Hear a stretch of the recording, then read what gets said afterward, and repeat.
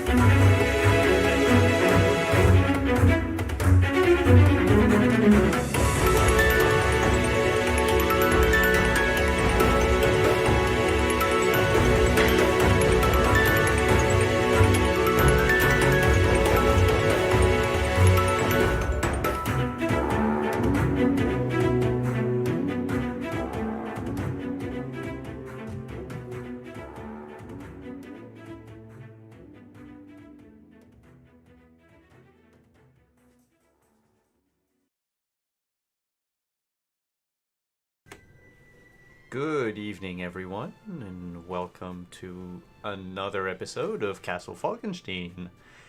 I am Simon at Wandering DM, Wandering_DM, and tonight I am playing Oberon, the stuffy English wizard. With me are a group of fantastic players and an even more fantastic host. We'll go around the table, introduce yourselves, tell us who you are, who you're playing, and I'll begin with the person on my left on the overlay, PB. Hi. Hi, I'm PB, and today I'm going to be playing Isolina Atenas Montiel, a young, I guess, sort of noblewoman. I don't know. She's a part of the Lady Detectives, and that's who I'm playing today. Right under Isolina is Deirdre. Good evening, and I am Deirdre, but tonight I'm the Contessa Lucrezia Sofia Firavanti, a poor widow who is enjoying, recovering from the loss of her husband and the other half of the Lady Detectives of Barcelona. And right next to Deirdre, we have Kenny. Hello, my name is Kenny, and this evening I am playing Joseph Tragosian, and I am an actor, and tonight you might see me in a play, a little one. And to wrangle us all over the place is our host, Chris. I'll leave the mic to you. Take us away. Thank you, Simon. So happy to be here. Thank you to everyone in the audience. Glad you're here with us this evening for session 5 of Adventures in Castle Falkenstein.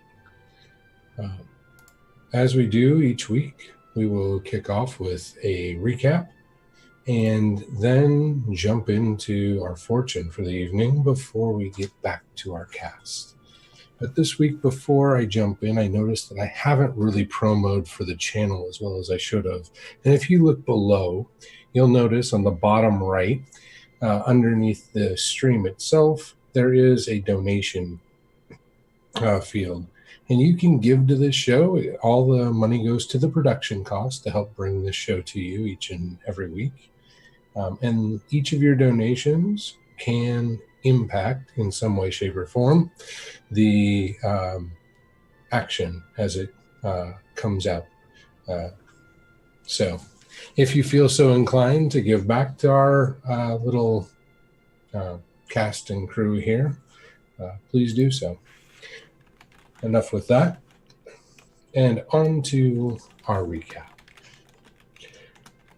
Last episode, on Adventures in Castle Falkenstein, the cast, still in the basement with the Unseelie machine, engaged in conversation with Father Vladimir Korsakov, gleaning information about what the good father knows. Oberon noticed that his watch is off by 25 minutes during said conversation, and is later informed of a calling card left in his left breast pocket.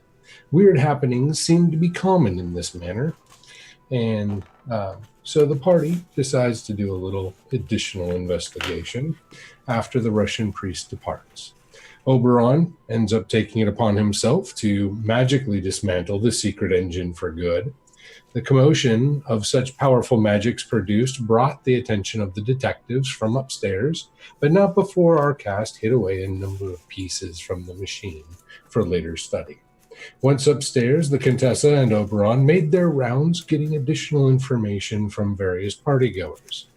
All the while, Isolina and Jesser were on the second floor in the library looking for a Rosetta Stone of sorts, a book with a script like that which was engraved upon the secret engine's parts, to help decipher the characters.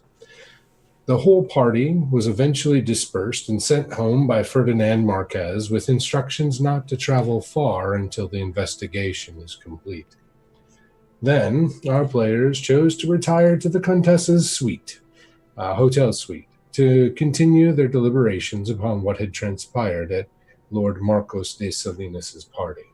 Once sequestered, Oberon began to work deciphering the Unseelie script with the Rosetta Stone provided, while other members attended to their own forms of inquiry. Eventually, the night drew on, and all members chose to get some rest before the next day. Opening night at the Grand Teatro del Liceu, where Jesser will be playing Saturninus in Titus Andronicus. The cast agreed to send theater invites to a number of suspects and to some interesting partygoers from the night before, hoping to catch them at the theater and bring new insights. What will they find out, you ask? We shall see when we rejoin our cast as they continue their performance on New Europa's stage. But before we draw back that curtain and rejoin our cast, we will consult the fortune deck, as we do with each session. What do the cards have in store for our charming players this evening?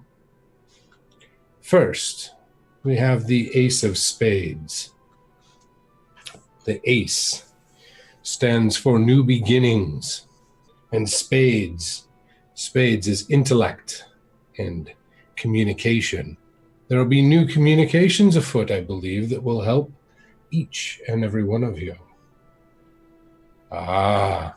What may hinder is fate. The red fate card, though. Red is in the favor of, it's complementary.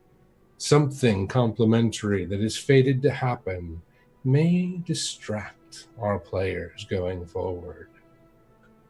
And you ask what might hinder our lovely cast? The Queen of Diamonds, the mother of all wealth, may end up being that which keeps them from their goals. With that, my friends, let us turn to a scene at the hotel where the Contessa starts her morning only to find or to hear a rapping at her door.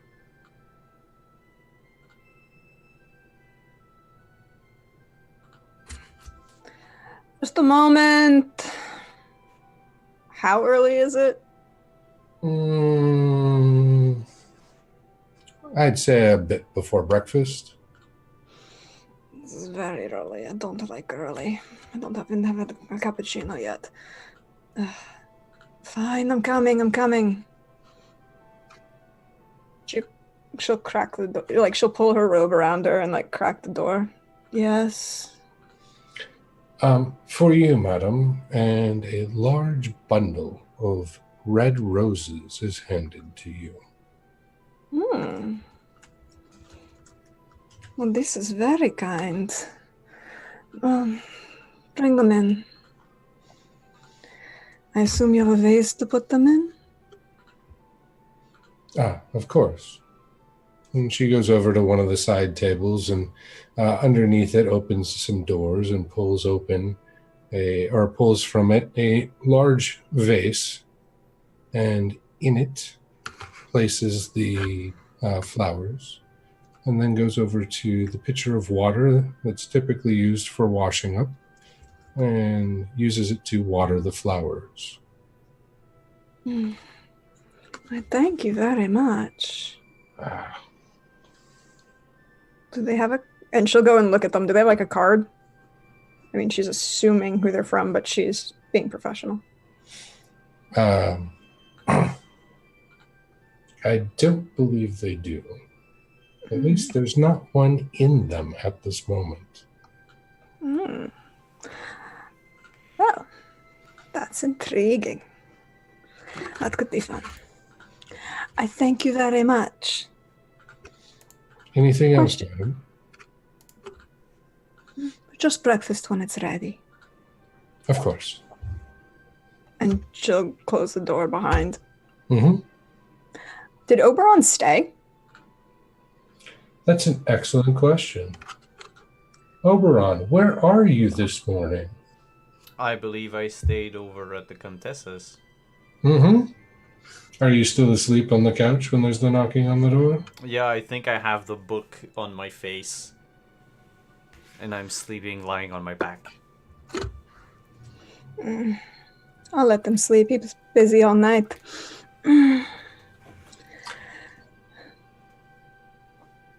But he'll wake him for breakfast when it gets here. You'll notice that there are approximately 24 roses, all of which have a very dark red hue about them. Very secondary important question. Mm-hmm. Are the thorns trimmed? Indeed they are. Intriguing. Very intriguing. She'll like pull one out and take it with her back to her room and start getting ready for the day because she is going to be a while. Okay.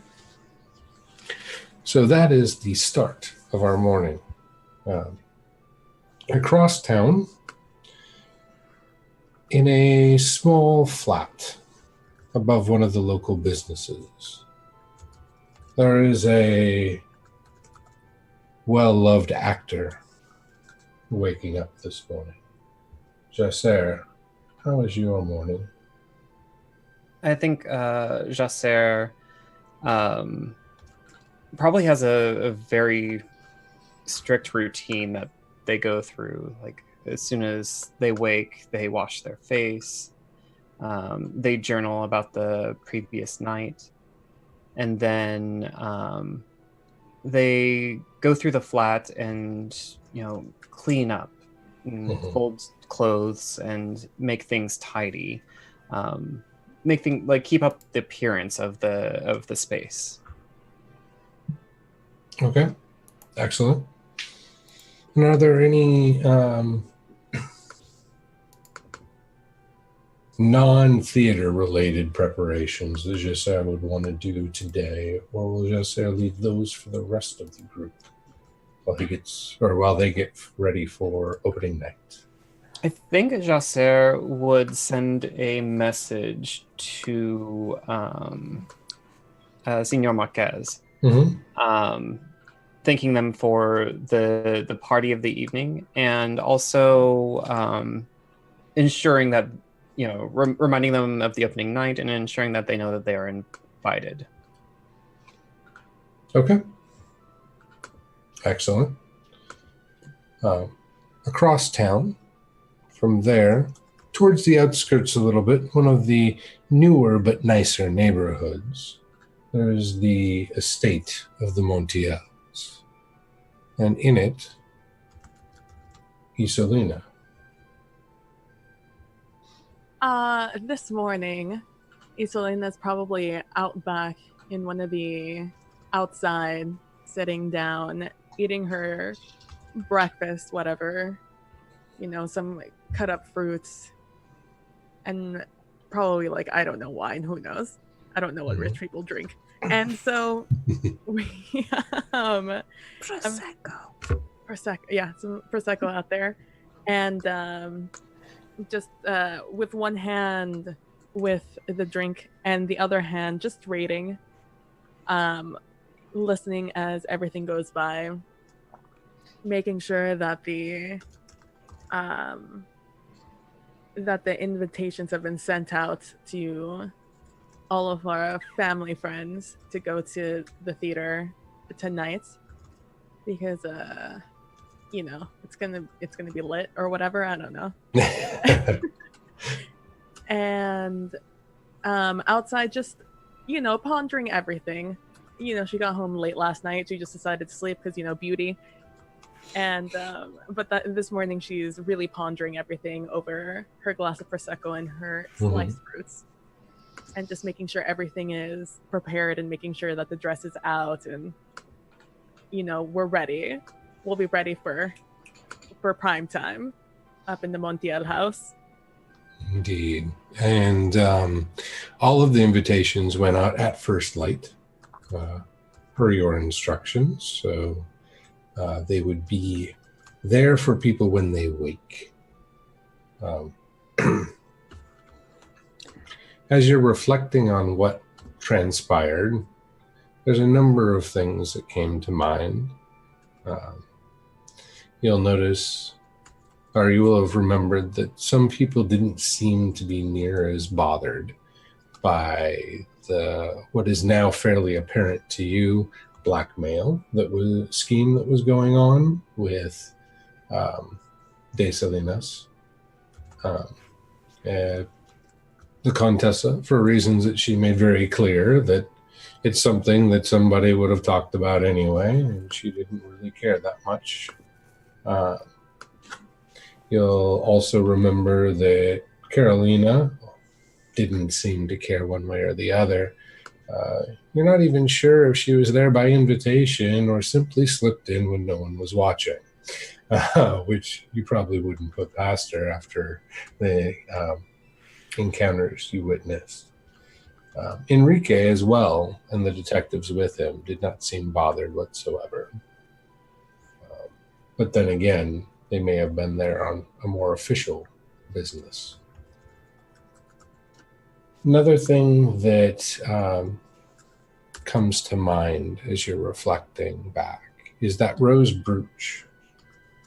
You remember that you saw it on a number of people at different times, including Santi and Carolina, and even one of the maids now that you're thinking about it.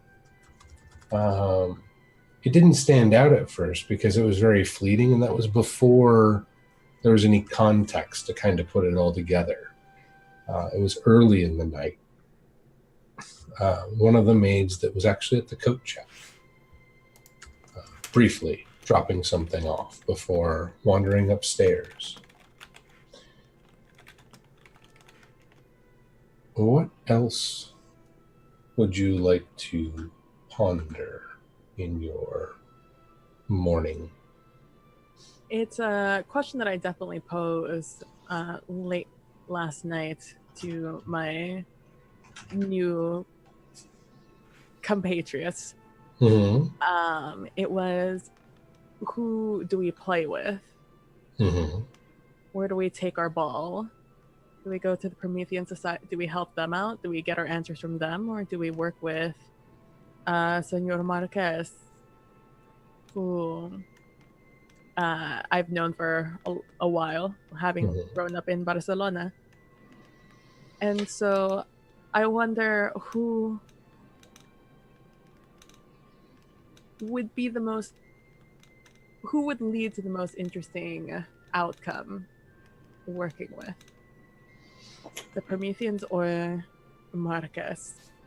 I think your keen eye for observation and people would lead you to believe that most interesting long-term might be the Promethean Society, but it could take you all over New Europa if you were to go down that path.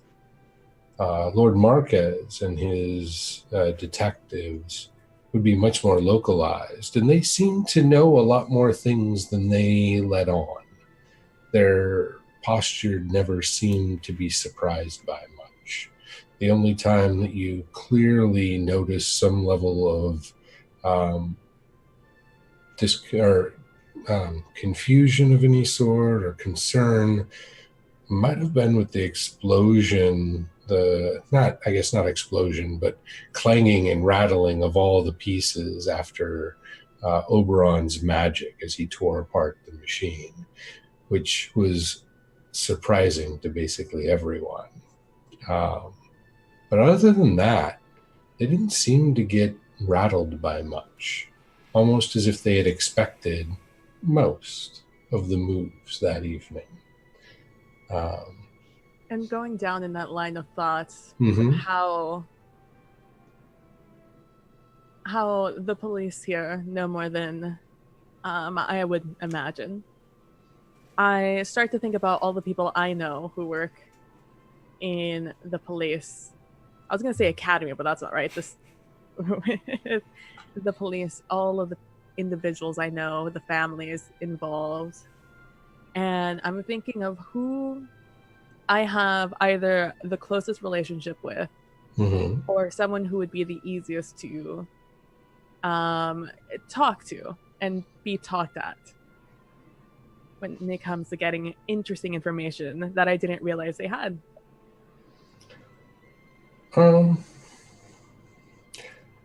You definitely know that you could get Enrique to talk, and being Lord Marquez's nephew, who seems to be aspiring to follow his uncle's path. He's not in line to inherit anything, so working towards a position like the, I guess, chief, for lack of a better term, of the agency, the Barcelona Investigations and Surveillance Agency, would be a clear trajectory for someone not set up to be an heir. While that group doesn't seem to be thrown by much, the civil guard, which is the local police, they're more pretty standard. They do what they're told.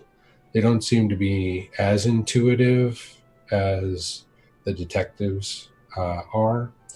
So you would probably want to head that direction. Outside of Enrique, I would say one of the detectives, a detective a little bit older than you are, by, I'd say, 4 or 5 years, who's been very interested in your family's interactions. His name is Gomez Velasquez, and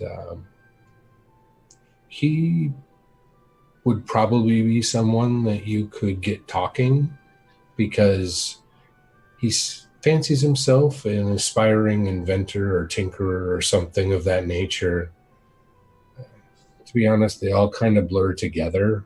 All the ones that kind of try to see if they can get in with your parents, and most of the time they're not that interesting. But in this new context, Gomez seems a little bit more worth following up on, if that makes any sense. It does, 100%. If there are 2 last names, I'm down.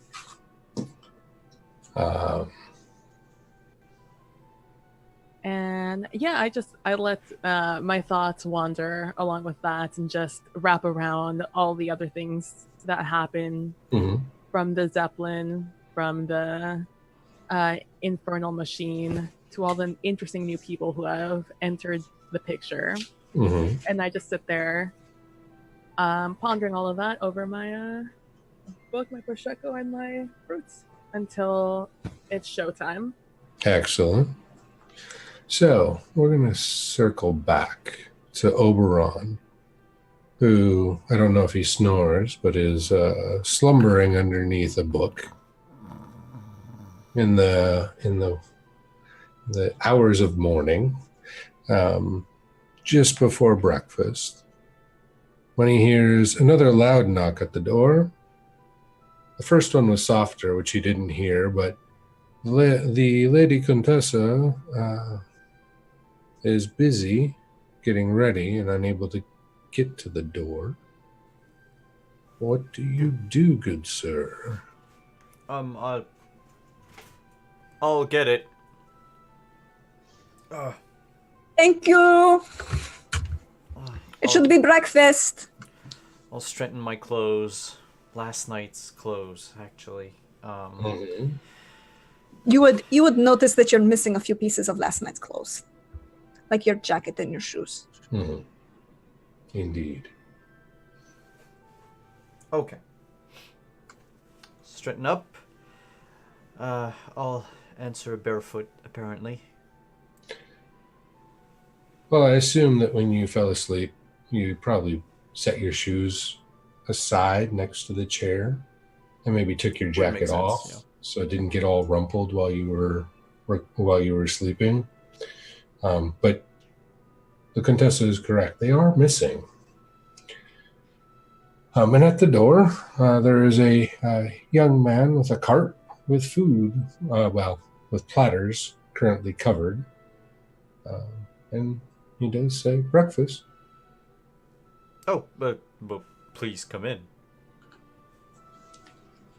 And he will make his way inside, drop off the food. Well, actually, just leave the cart. He will lift one of the lids for your inspection to make sure that everything is to your liking, since you're the only one in the room. And I figure the food here must be, like, absolutely amazing. It's definitely better than what you've eaten in a while, but you're also English, so it's spicier than anything you've eaten in a while. Your family's French, so you've had a few things that have flavor at least. Well, that'll do. Thank you very much. And he will nod and take his leave. No, just where are my shoes? So you said that the shoes and the jacket are completely missing? Mm-hmm. Contessa? Yes, what? I seem to have misplaced both my shoes and my jacket. Have you seen them by any chance? The valet should be bringing them shortly. The valet? You didn't? Yes, I had them sent out. Oh, what for? They were in marvelous condition. To get rid of the wrinkles and the dust and to polish them, of course. Well, thank you. I still need to go get a change of clothes. I don't think. Oh, yes, but they wise. should be here. I'll wait for them. And in short order, there is another knock at the door, and your shoes and jacket have arrived. Newly polished shoes, cleaner than you've seen them in a while. Not that they've been dirty, but you've been traveling. Mm-hmm. You really haven't had the time to invest in something as mundane as that. You've had great ideas, wonderful ideas, fabulous ideas. Ideas like, wait a second, I'm pretty sure that first character of the two that we found repeating after the machine fell apart is a number, and the second one is a letter. It's a brilliant idea. It's some sort of combination of a number and a letter.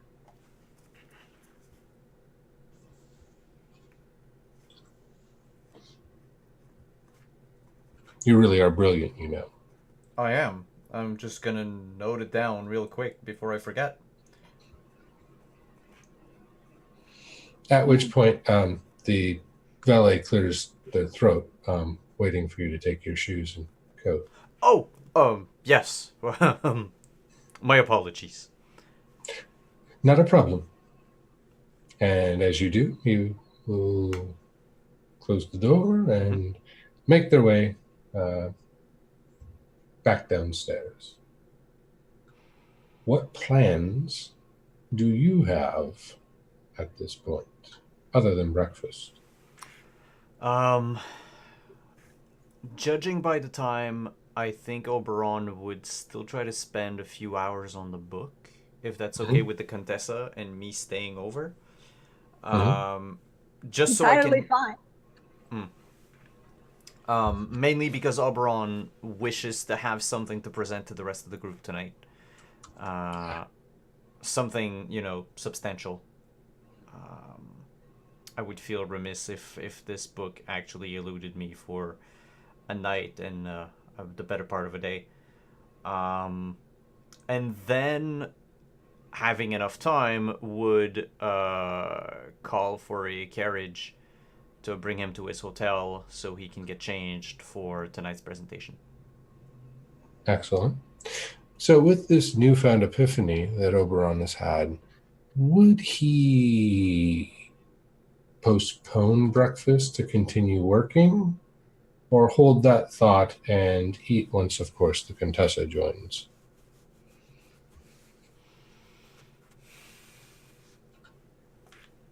If the Contessa isn't already in the room, so if she's still off changing and he's by himself, he would postpone eating to read the book.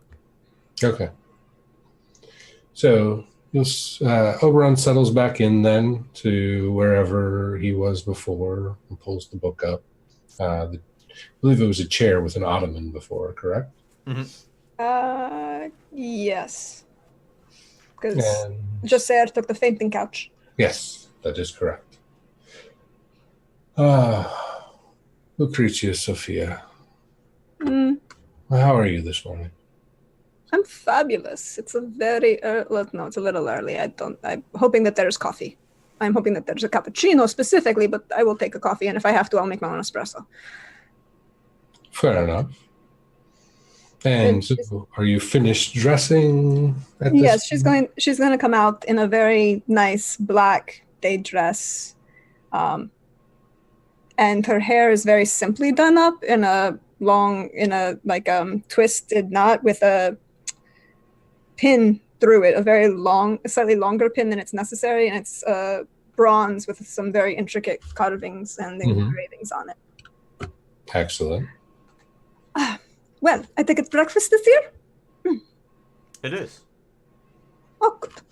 Oh, I have a balcony. Do I have seats on the balcony? Do I have a table and chair on this balcony? Sure. We'll go with yes. So will you join me on the and I closed the book. Yes. Of I course. was waiting for you, actually. Of course you were. You're very kind. Were any success? Only very little. It seems that, this character here is a number, and this is a letter. A repeating combination of letters and numbers. Could be a Assuming that date. yes, and are we assuming a base 10 numerical system? I am not versed in the arithmetics of the Unseelie court. I'm just wondering, since it's a single shape itself, I was just wondering if it was a single digit or more than one. I'm still trying to identify, or to correctly identify which number this symbol means. You're pretty certain it's a single digit. But I am fairly certain it is a single digit. Well, that's one thing then. You've got the single digit and the single letter. Yes, only 8 more digits to go and 25 letters. Assuming they use the same alphabet. Which I don't And see assuming why they that- wouldn't. Also assuming that there are no diphthongs or accented letters. I mean,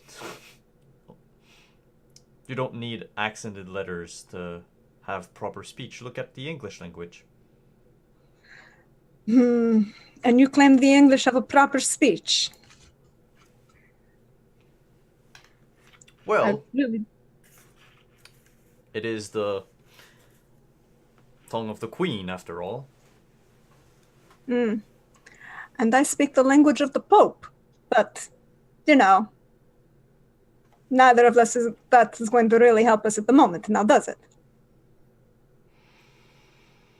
Well, no, there's no point in debating languages this early in the morning, especially on an empty stomach anyway. Yes, come have some breakfast. I also got another very lovely present. And she's still holding the single rose, and she's going to kind of set it next to her on the table. Oberon will take a look at the rose and say, have you a secret admirer? I don't know. It's possible.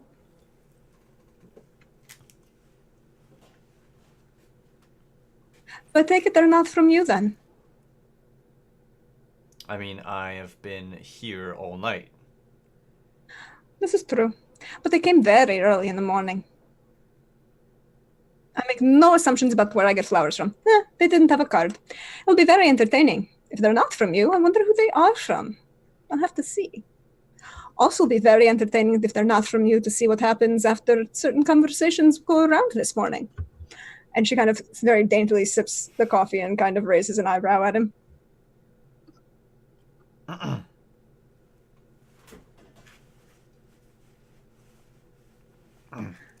Food. Yes, 0. very nice. A 0 could work. No, that's what it But is. It's a 0. It's a 0. It repeats at the end of some strings of characters.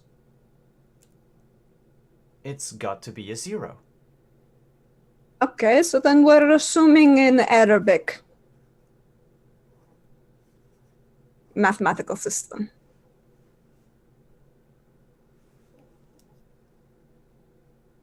Probably. I would need to spend some more time on it, but first of all, yes, food. The balcony, right? Yes, of course. The balcony, it's very pleasant. We have some coffees, and would you like something else? I can pour something else if you would desire. No, I think I will need ample coffee today if I am to make it anywhere through this book. You're going to continue to do the book. Well, I would wish to have something for us tonight, some sort of lead at the very least. I am not one for all the socializing, as you might have seen during the fete last night. I'm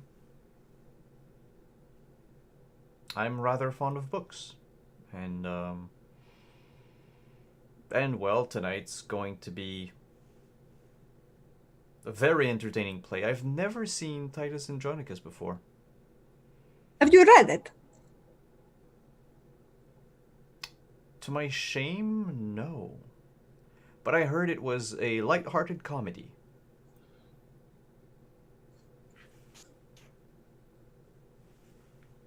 It'll be delightful. If you have time, you just might want to maybe possibly, I don't want to be the one to spoil anything for you. It's a fabulous play. I really do love it. And I'm sure that Giselle is a fabulous performer, by the way. I have seen them perform previous at times, and they are a fabulous performer. They'll be wonderful. You might want to get I don't know, maybe not. Your choice. I would just be prepared for things to not be what you expect them to be. Most things aren't, actually. No, That's why it's fun not to have any expectations. In my circles, I'd have to say that things are rarely what they seem. It's fun to find out, isn't it? Why, yes, all the time. That's all you need. Now, since you're going to be working on that, I'm going to assume you're going to come pick me up at some civilized hour, yes? Oh, yes, I have to come pick you up. Yes, indeed. Mm-hmm. I forgot about that. Yes, I'll come pick you up, say at, like an hour and a half before the play. Why would we need an hour and a half? We need to be seen to be entering right on time. I'm not one for dramatic entrances. Remember, Oberon was like the first one to the party. I know. She's not going to let him be down. How long do you want to sit and wait on the Contessa? I'm going to need more time than that to make sure I am perfectly... that my appearance is entirely appropriate for the event. All right, then say I'll pick you up at like I don't know, like half hour before the play. Enough time so that we like give or take have time to go from the hotel to the theater. Yeah. Of course. I'm sure it will be fabulous. I do have some minor errands to run this morning. You know, it takes effort to look this good all the time. Is there anything you need from me while I am out? Or do you? I don't think I need anything at the moment. Thank you. No worries.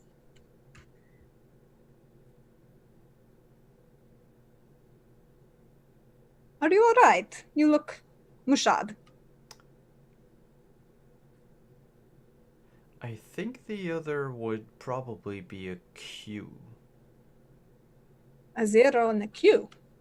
Or maybe a J. Or is it Q? Well, then it's definitely not Latin. There is no J in Latin. No, I think it might be... I think it might be just a simple cipher.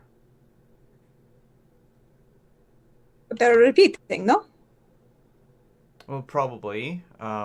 They do So you from have time to time, but they are very rare. I'd equate it to one of the lesser used letters of the alphabet. You know, Q, lesser X, W. Nobody needs a W. A lesser. Well, that's also assuming that it is in a Roman alphabet. It seems like it follows the logic of a Roman alphabet. All right, then.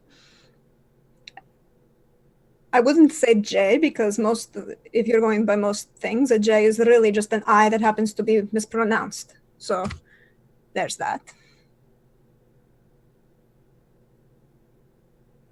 If you're going for lesser used, you know, Q could work, or I mean, if you're going with the obvious, it would be a Z. It still depends on which language the, let's call it, the cipher is based on. This is true. And also which alphabet, because if it was not, then we would have to go into things like Greek or Russian, and I don't speak those languages, but I know enough to point them out.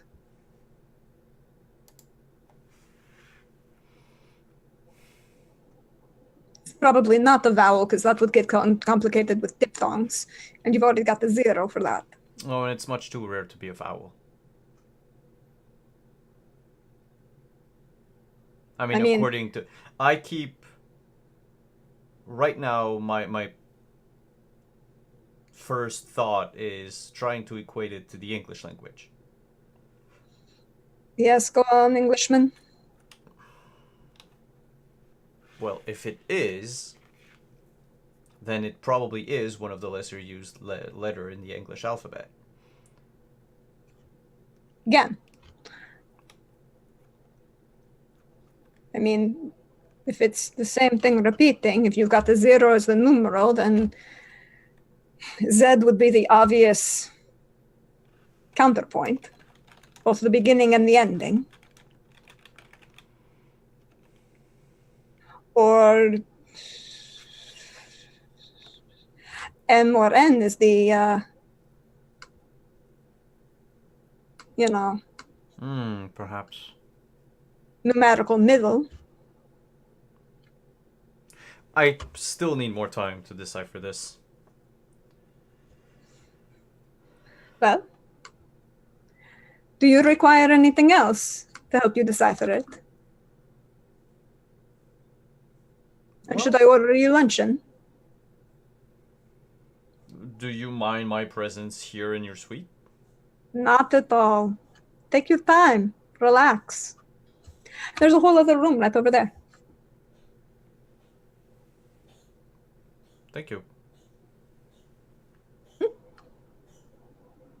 He doesn't know what to make of that last statement. If you're tired, there's a reason I have a suite. I've got 2 bedrooms and a sitting room.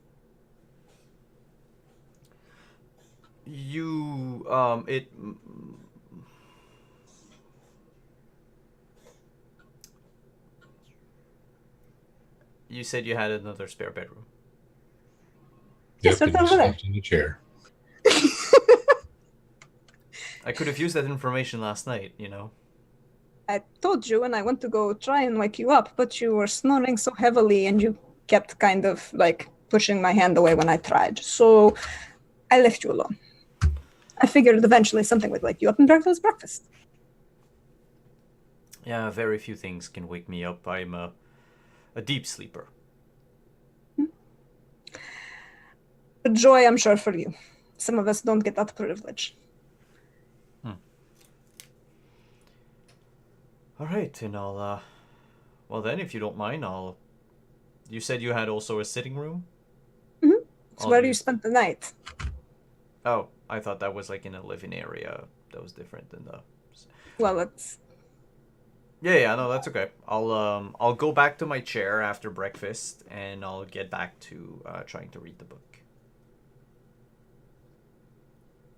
The Contessa would linger for a couple extra minutes, just a little bit longer outside and try and just get a gauge on Oberon before she went about what she needed to do for the day. Any particular thing you're trying to gauge about our gentleman wizard? Whether he actually sent the roses or not.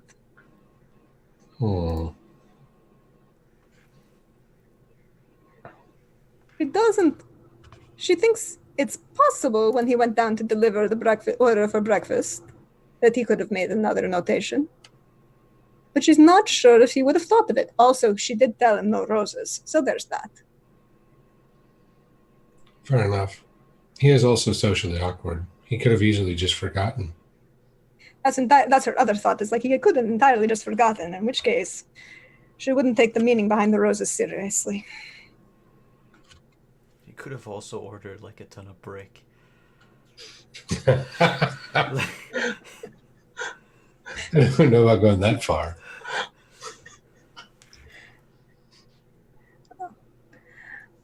But after a couple minutes, she'd just kind of sigh, shake her head, and go get her hat and gloves and wrap, along with a couple of small packages that she needs to deliver.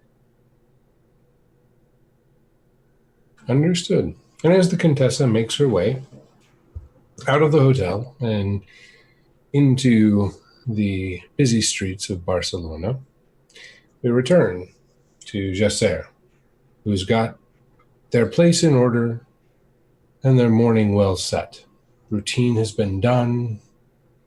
Confidence is at an all-time high. Where do we see Jasser going from here?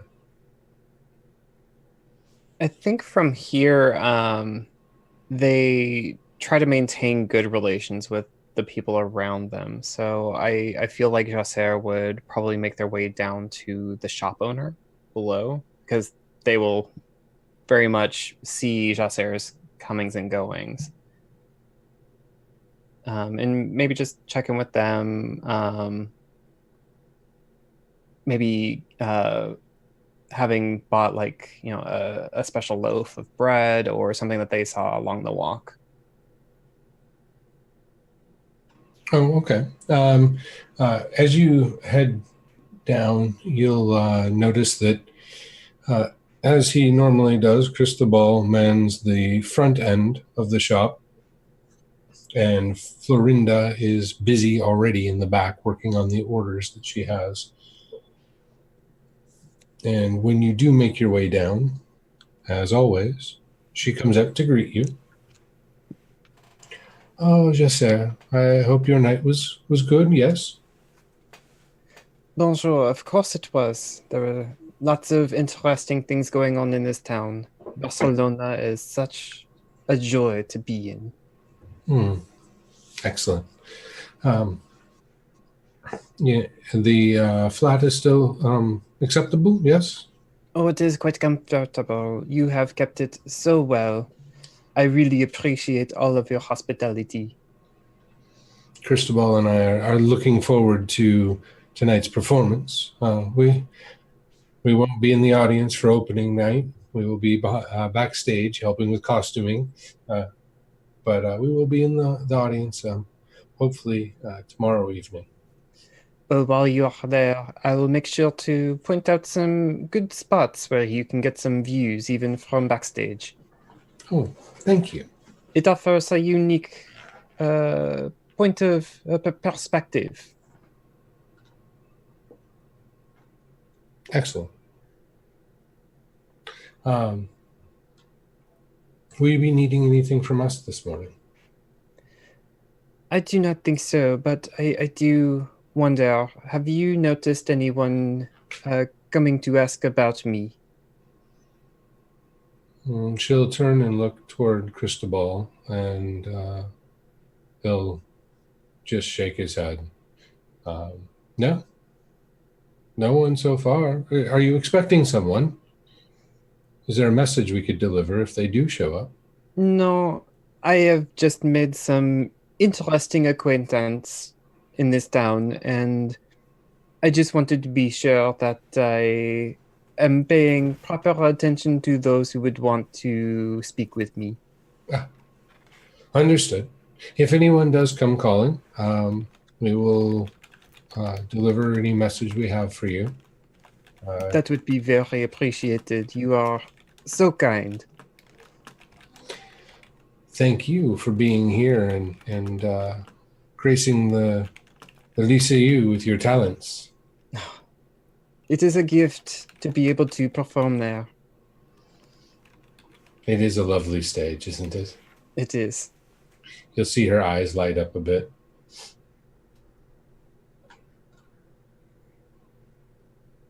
Well, if nothing else, I guess I'll head back to my orders. Please do let us know if there is anything. Merci.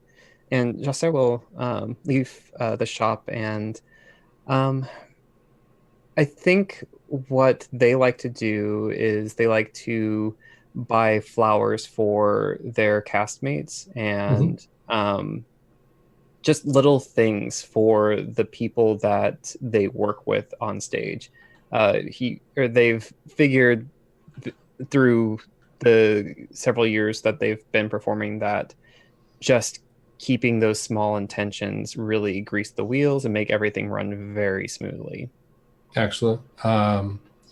In the little Plaza de Real, where the current hat shop that you are staying over is located, there is a small flower cart that is out there every morning shortly after breakfast, selling fresh cut flowers, as well as a couple different shops that may have a variety of the types of small items that you are looking for.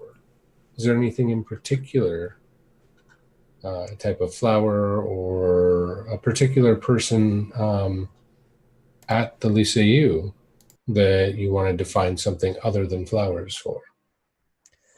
I think for the cast, whatever is in season right now, we're in the spring, I guess? Spring, yeah. Mid-April. So probably not tulips, but maybe something seasonal and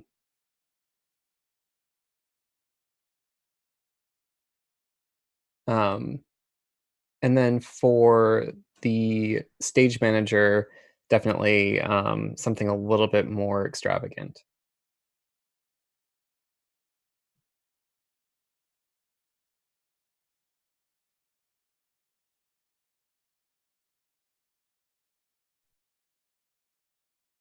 Right. So, are we talking like consumable, say a bottle of wine? Are we talking for the stage manager? Yeah, let's go with a bottle of wine, and let's do a local vintage of a red wine, I think. Okay, we can definitely do that. So we'll get a bottle of wine from one of the local vineyards that they have. One of the shops nearby sells for one of the local vineyards. You can get a bottle of wine there, and then a bouquet of seasonal flowers, an array of different spring flowers Mhm. that the person at the cart will even let you pick through and organize your own way if you so choose. I don't think I do it. I think I let them do it. Okay. I say something like, I believe you have the talent to make something beautiful that everyone will appreciate. Excellent.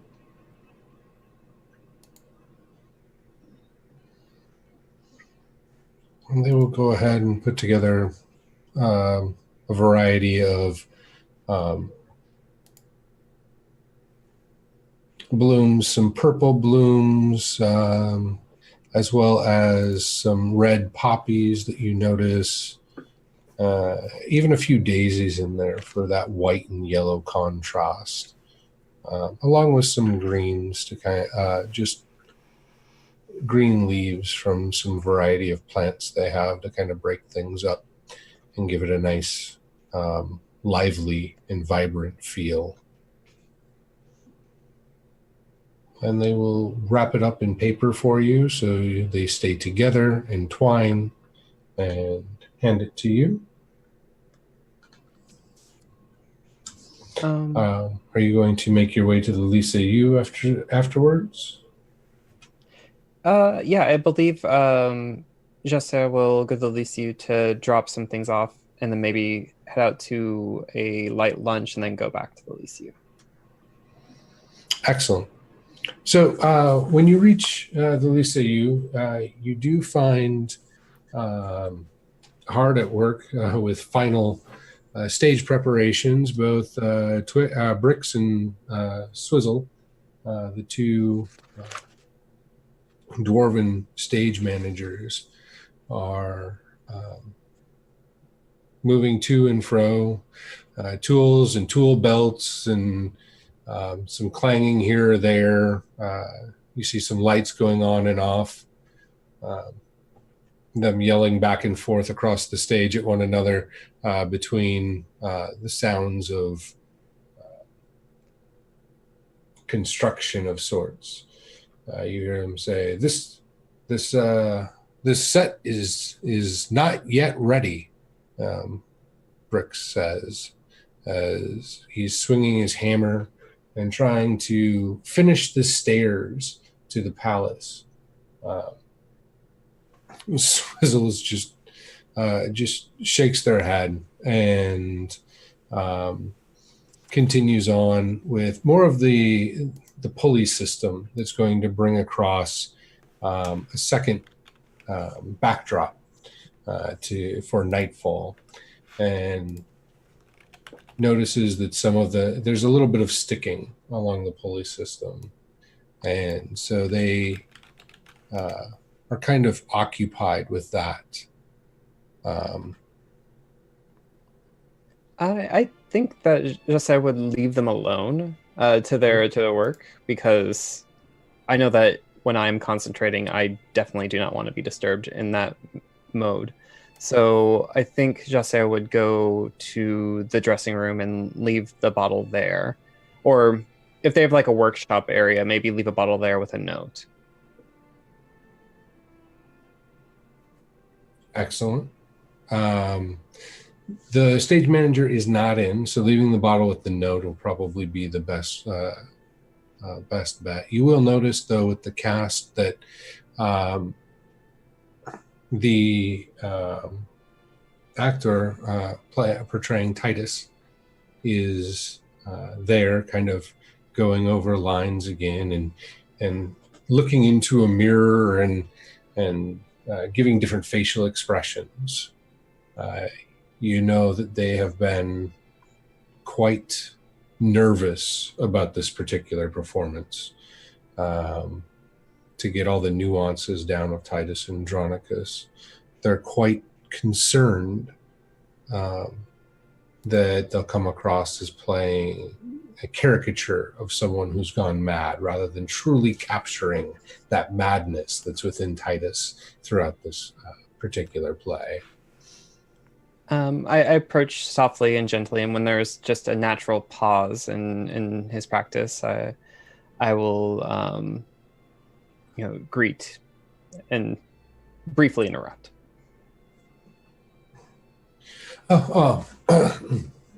Jasser, you're here. I didn't know anyone else was here yet, other than the two clanging things out there. They'll say, kind of, not with a negative sneer, but more of like a frustration, like it's been bothering his concentration. You are so dedicated. I see you working so hard.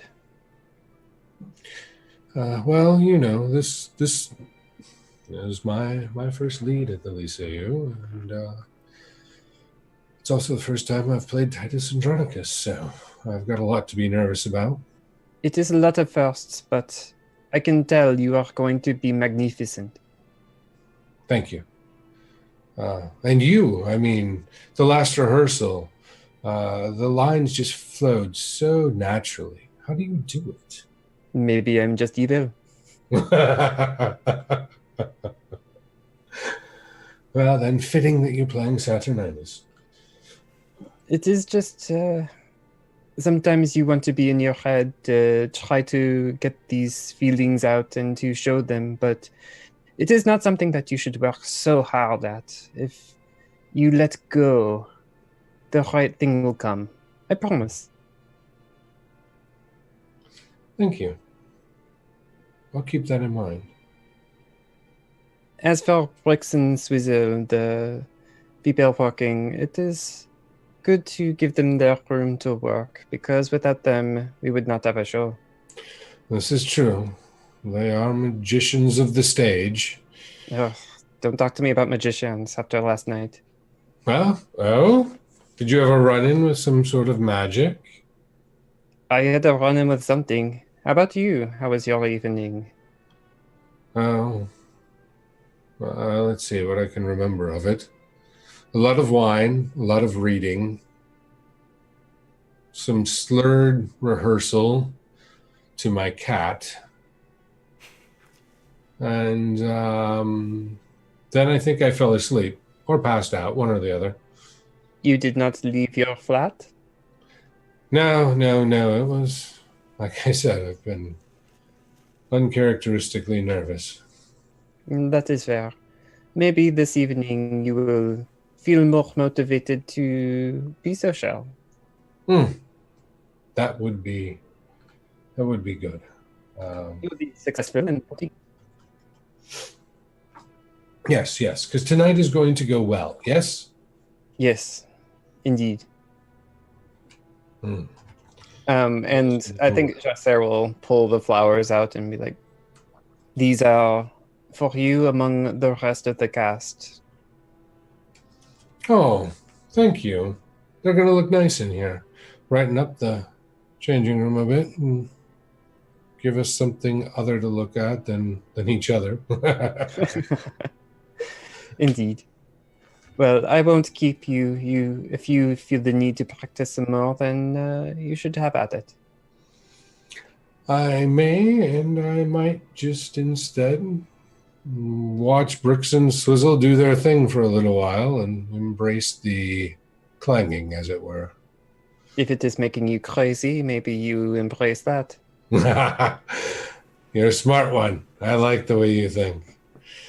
Madness, the dwarven madness. Yes, yes. And you'll see him kind of like his eyes kind of drift off, and you can see him pondering as he kind of disengages from the conversation. Yeah. And I think the Jasser will go to their changing table and vanity and just look around a bit to see if everything is the way they left it. Indeed. And then at that, I think they will leave the Lysiu to grab a lunch. Excellent. As Jasser lunches, Isolina, you will have one of the runners report back to the butler at the estate, who will come to you and say, Lady Isolina, this one was undeliverable. And he'll hand it to you. It's the invitation that was sent out to who you all were introduced to as Gerald Talbot, sorry. Oh. Talbot is the bad guy, right? The Promethean dude? Talbot is the Promethean dude. Okay. Marcus, I'm not sure. do not think highly of. Bad, we're not 100% sure on yet. The Contessa thinks he's creepy. Putting notes into gentlemen's pockets and without even, saying anything about it. It's a little bit creepy. So the unsettling dude. Oh, put it that way. All right, so the unsettling dude. The one we didn't actually meet. We just, saw his aftermath. It's very true. What time is it? Mid-morning, pushing on past 10, toward 11. Oh, so still a little bit away from the show. Oh, yeah. All right, so he probably catches me now in the reading room, just working on some writing and doing some things there. Mm-hmm. As he hands me this letter, I'm like, oh, very interesting. Okay. And I will place it down under my other things, and I'll be like, if that will be all, thank you. Indeed. Senorita, the runner had also mentioned that none of the hotels had anyone by that name, which is why it was undeliverable. Even more interesting. Thank you so much. Diego is what I'll call you. I do not... Diego's a great name, then I don't have to come up with a new one. There you go. So the butler is now Diego. Thank you so much, Diego. You may return to your duties. No, turn to my things. Okay. As well. Be Diego Ayon. Ayon. Ayon. And I'll continue as the camera zooms in onto what I'm writing. It's just a very nice looking, and if you need to pay attention to it a little bit more to realize what it is, but almost like a spider chart of names and places and people, all sort of interconnecting with certain words that kind of sound like gibberish, just on there. And that's what I'm working on, just a little bit of that, trying to make a sense of it all. What sort of connections are you puzzling out at this moment? Right now, like Carolina Prometheans, PS. We have, Enrique with the police, the detectives. We have Zeppelin, or I just Z with like a circle, like a fish symbol next to it, almost. for Zeppelin, and then the name of the dude, the black market dude, just the initials though. Okay. And I'm trying to suss out how it all fits, trying to just... Did I get you a name for the fence? No, I don't think so. Okay. Then we'll go with Vicente Carrillo. Vicente Carrillo.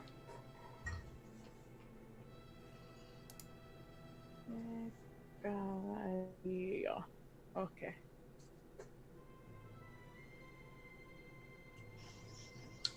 And yeah, that is what she's working on in the reading room. Just her quill, her ink, and just a piece of paper with seemingly a bunch of gibberish names on it. Excellent. Amongst those connections, obviously there's probably a big question mark next to Talbot, since that seems to be the one that you guys know the least about. One of the runners will have reported, and it'll get back to you while you're doing your writing. So not immediately after the butler, after Diego leaves, but it'll come back at some point that the invitation to Father Korsakov was delivered, but at the train station, and that he was leaving and wanted to thank you for the kind invite, but he was needed elsewhere. However, he kept the invitation. Interesting.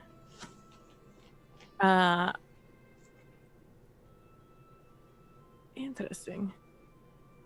Korsakov. And for Father Korsakov in my notes, I will put VDK instead of Father Korsakov. Okay. And yeah, I'll just be like, thank you so much for your work. Mm-hmm. And I will continue writing this time. Instead of being like Talbot doesn't use name in hotels, or no Talbot. Mm-hmm. I'll put a Korsakov train.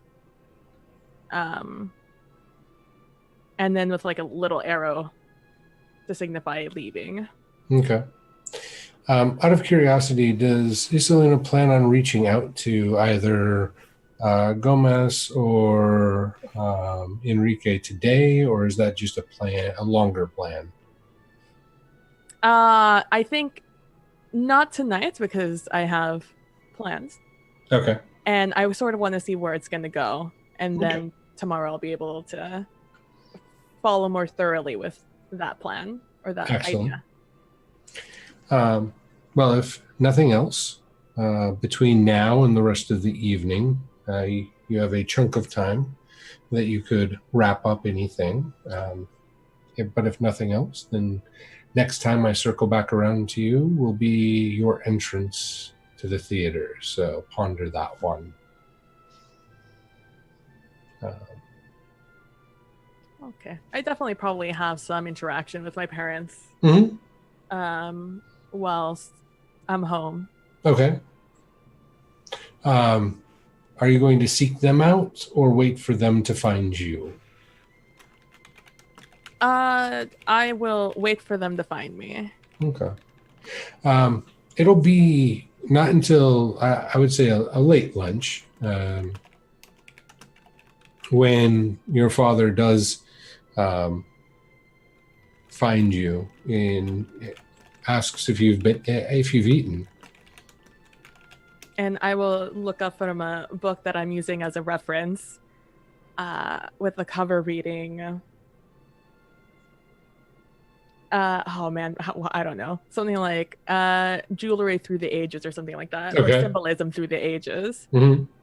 And I will look up at my father and I will be like, I will look out at the window first to see like what time it is. And then I will look back at him and I'm like, oh, no, the time seems to have just moved past me. No, I have not eaten yet, father. Oh, well, then we should definitely fix that. Is there anything in particular that you are in the mood for? You did come in late last night. I do believe maybe just just a sandwich of some sort. I think should suffice. Okay. I can have that made for you quickly. Would you like to take it here in the library or elsewhere? No, it's been a while since we've had a meal together. Is mother also home? She's somewhere around here. She did come up from the laboratory earlier. You know how she gets sometimes. But I'm sure that Diego can find her if you'd like to have lunch together. Yes, we should. It's been a long time.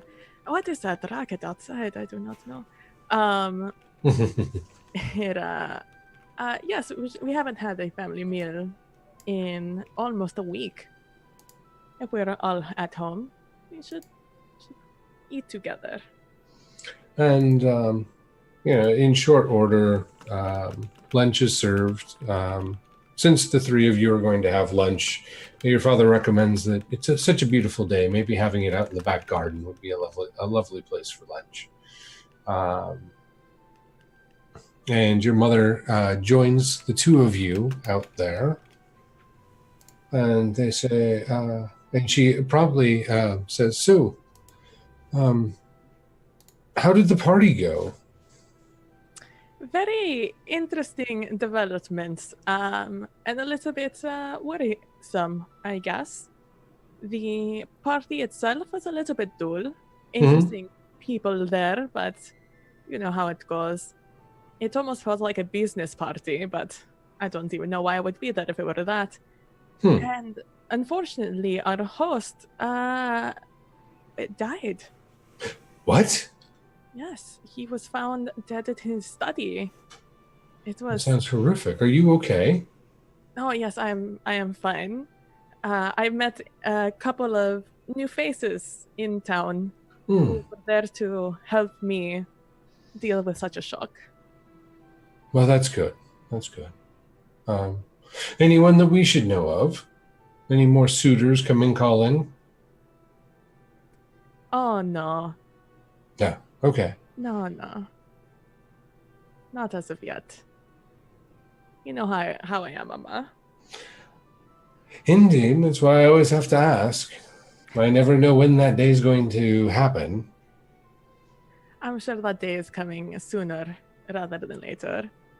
And what if you and Father, what were you up to working on all night? Well, I would say a little of this, a little of that. I'm currently trying to figure out this lightning engine, and I keep blowing circuits. We can't seem to find any that are strong enough. Hopefully, the brimming ground dwarves will be able to bring in some new metals that I can use to form these circuits. Your father's been trying to devise some sort of capacitor that we can then take the excess energy that's brought in and offload it so it doesn't overload the circuit. And she will continue on and on and on as she normally does anytime you ask her about what she's working on. If you continue to eat, it'll be about the time that you're finished that she'll realize what's going on and apologize. Like, oh no. I would not ask if I didn't want to know, Mother. Oh, well, I just know that you have a certain tolerance for what we do, and then at that point, we're better suited talking about other things. Well, it's nice to know at least what you're working on, even though maybe it's every other word is understood. If nothing else, it's nice to hear that I'm going to have something interesting to tell the dwarves on our next visit. Oh, yes. Hopefully they'll have something of suitable quality. They're working on some special alloys. things that are not really my forte. Your father could probably tell you more. And you see him kind of slyly smirk at you and just shake his head. I'm sure you both could. What are your plans for the night? Some more laboratory work, or are you finally getting out of the house? I haven't thought too much about it, dear. And she'll turn to your father, and he'll go, well, I guess we could go somewhere. Just look outside. The weather is lovely, and the sea is beautiful to look at right now. Oh, that would be lovely. Do you want to take a walk down along the coast? And they start kind of chattering back and forth like two young lovers would.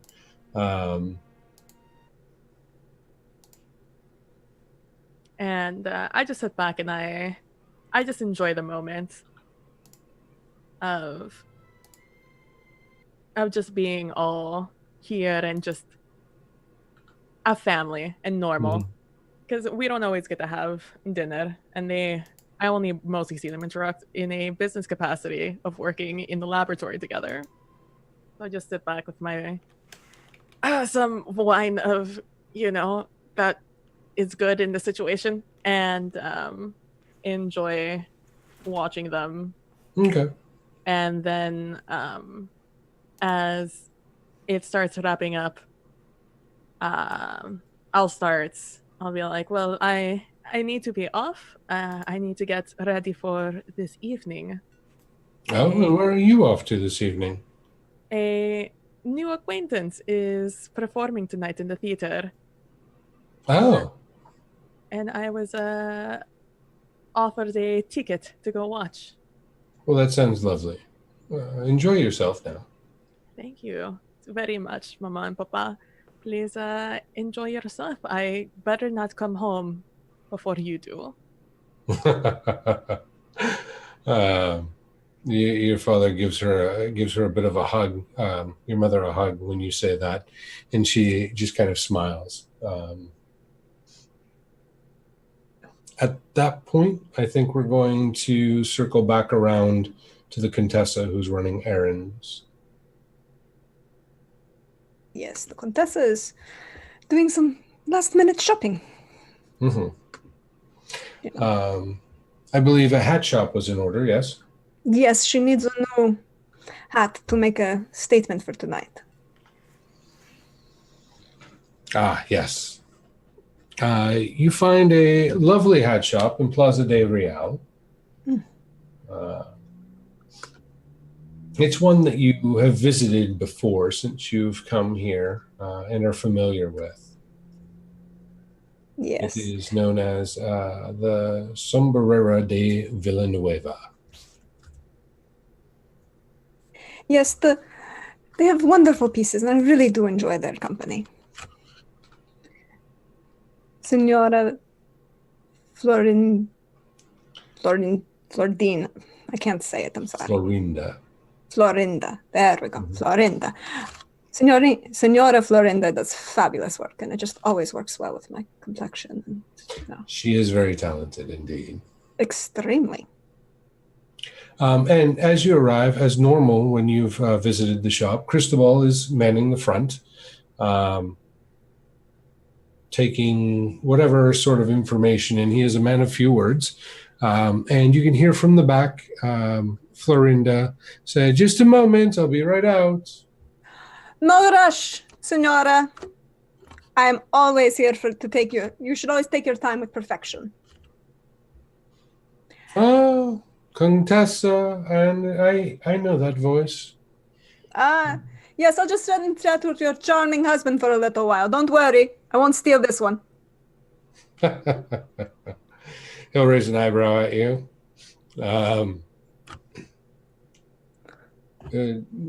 Picking up or dropping off today? A little bit of both, actually. I have a small package to send to my mother. She's enjoying so much your fabulous work. And, a small piece for me. I'm going to the theater tonight. Excellent. Large hats? Small hat. Kind of probably a little bit bigger hat than normal. Fair enough. To my mother, of course. I think I just need a small, tasteful hairpiece. Should possibly go with this, and she pulls out the pin that's in her. So I think it should go with this one. Excellent. He'll put a large box hat box on the counter, and do you hand him the pin or just point it out to him? She'll pull it out of her hair and kind of hold it out, but she doesn't let go of it. Fair enough. This one's special. He'll lean over and look at it, and then he'll just turn back over his shoulder and kind of clear his throat. And it's about that time that Florinda walks out, and she'll say, "Oh, yes, I know just what you need for that." And she'll wander off to one part of the shop, and you'll hear him say, "Large hat, yes." And he wanders off to the back. And she'll vary. Inside the box, you'll see a variety of tissue paper, as well as always, it's a very sturdily constructed hat box. And she will put what she came to deposit in that box that box, and make sure, and it's always packed so that it's everything that's going is pushed against the sides. So there is a very nice space so that her mother can have a fabulous hat. Excellent. And in short order, Cristobal will return and he places a hat right smack over everything, seals it, says same address as always. Of course. My mother loves your fabulous work. Pleased. And he'll pick up the box and head to the back. Florinda will return with a lovely hairpiece that has hints of bronze in it, but is primarily black. She has a look. Yeah. And there's also a dark, very dark red lace that's layered beneath the black lace. And it just kind of comes through in just the right light. Oh, this will look fabulous with the dress that I'm wearing. You always pick the perfect things. I have a knack. And I'll put this on your tab. Let me know if there's anything else we can do for you. Until then. No, not at all. Oh! And she kind of gets this look in her eye. So I met this very, very, very charming gentleman who might need a little bit of help. Just a little bit. He dresses very well, but he doesn't have your taste. He's an Englishman. What do we expect? Yeah, well, that explains it. So, what do you think about a very, very charming, I think, something for the evening tonight? We should send him a gift, right? Fair enough. Let's put it this way. Something that would look very stylish with me on his arm. Good to know. Are you thinking a hat in and of itself, a special hat band if he has a nice high quality hat already? You said he dresses well. He does. A different style than what he normally wears? Let's say a very nice, I think a very nice hat band to start. We'll get him better, we'll work him way up into better fashion sense. I think I know just the one. And she'll come back with this silk hat band that is a dark red on black jacquard pattern.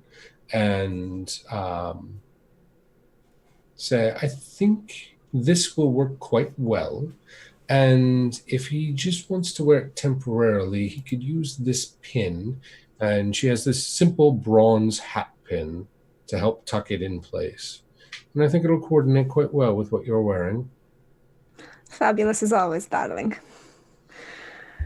Oh, I love working and with professionals. with every single hat band, depending on what he's wearing, he'll probably need some sort of coordinating ascot or maybe cummerbund. He is English. We'll go with ascot. And she digs around and says, this should work. And she pulls out a swath of fabric that's about the right size, and she scurries off to the back. And I'd say 5 minutes later, she goes, it'll tie nicely. It'll hold well, but make sure he tucks it in. It's not finished, but I have the feeling that he doesn't wear your colors normally. No, but we can work on that as well. Mm. Oh. And you do fabulous work. We'll get them all the way up there. Does he have a name? Of course he has a name. But in this case, he is the, what is it? Lord Oberon Winters. Ah. It's a very Winters. charming gentleman. I'm not familiar with this gentleman, but I will, pass along the information if you'd like it to. Oh, yes, I do. I always love it when you pass along the appropriate information. Consider it done. Thank you, darling. Have a good day, my lady. Of course. And she'll take both packages back with her. Okay. Or she'll take her her 2 packages that are going with. The other Yeah, well, package she'll is being slide. Yeah. Okay. Oberon, you're sitting in a chair. You're looking at the letters.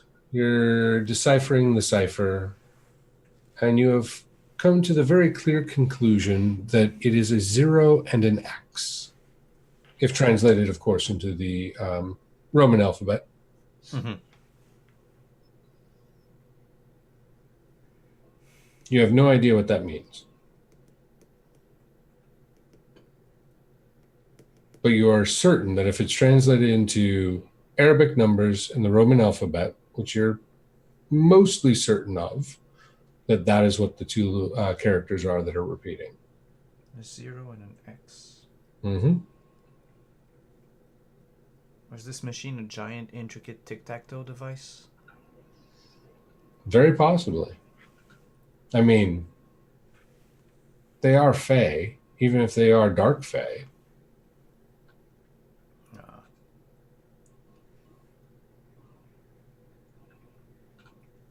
And this is the only thing, looking through the book, like I figure I must see different, not different, but multiple instances of that 0. In the book or on the pieces? On the pieces, I think you said there was only 1, or I might have misheard. There were just the 2 characters. Okay. And they were repeating. Yep. Before there were more, but after the machine went inert, it dropped down to 2.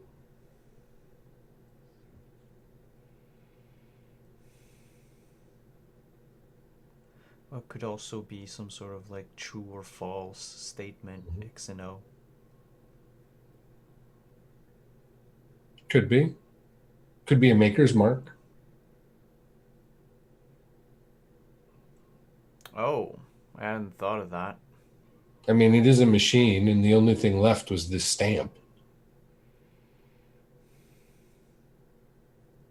And it was stamped on every single piece. That would make sense if it was done by someone, a reputable craftsman. They would have stamped each piece. Oh, I'm gonna have to talk to Isolina about that.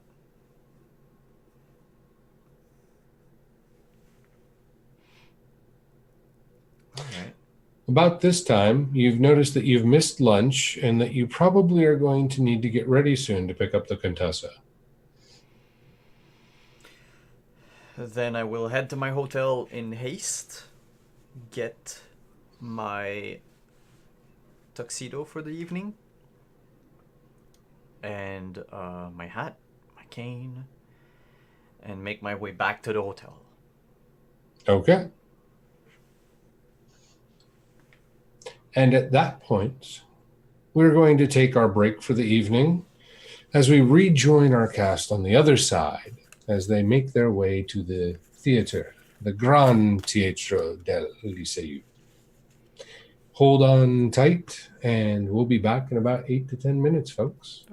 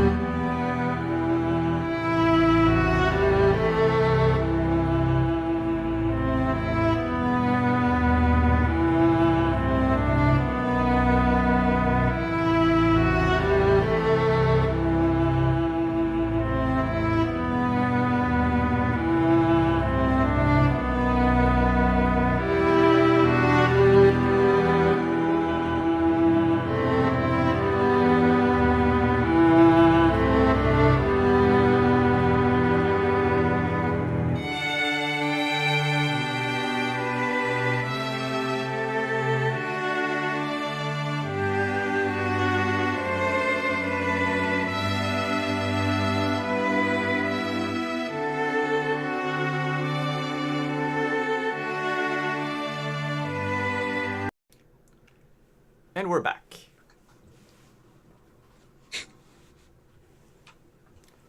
So where were we, Chris? Yes. So, our cast has prepared for the evening. They've dressed well, or been dressed by someone who thinks they need to dress better. And they are now making their way to the Gran Teatro del Liceu, where Jacer already is, getting ready behind the scenes with the cast and crew as opening night of Titus Andronicus has come to pass. For the rest of you, your carriages at their times will arrive. Who's showing up first? I know two of you are showing up together, but the Contessa, are you holding Oberon back long enough that Isolina's showing up first? She's going to try to. She's also going to give, first of all, she has to make sure she looks absolutely perfect, and then she has to make sure that, she has a small gift to give him. Ah, yes, indeed. So why don't we start there with your arrival, Oberon, and the Contessa's unexpected gift. Sure. I will arrive at the hotel and ask for the carriage driver to wait as I make my way up the stairs to the Contessa's suite. Excellent. And I'll knock on the door. She'd wait for like the second knock before she says, "Oh, I'll be right there."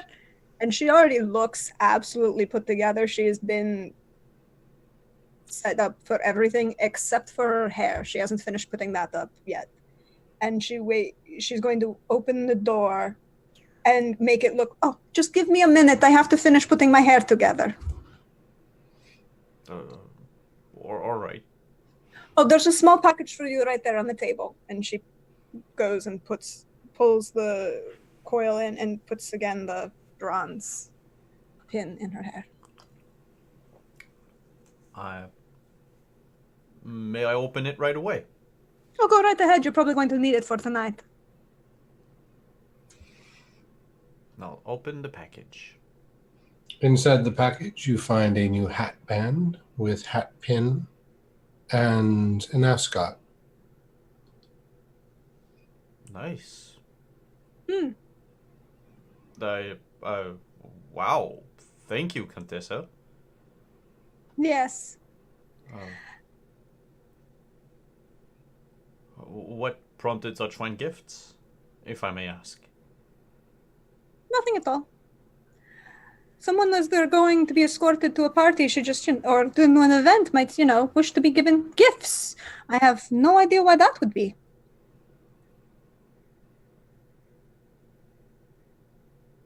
Oh,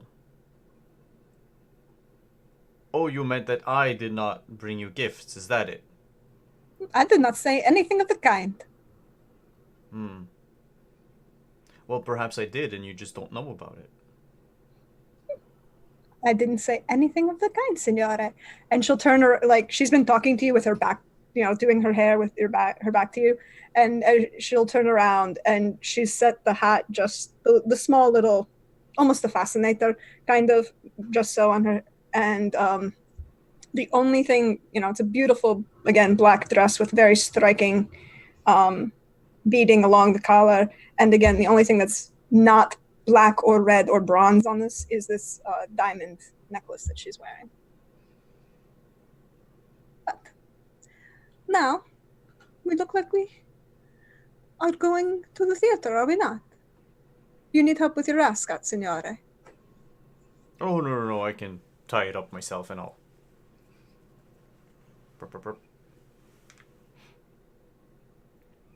You'll notice that the colors of the gift match her dress quite well.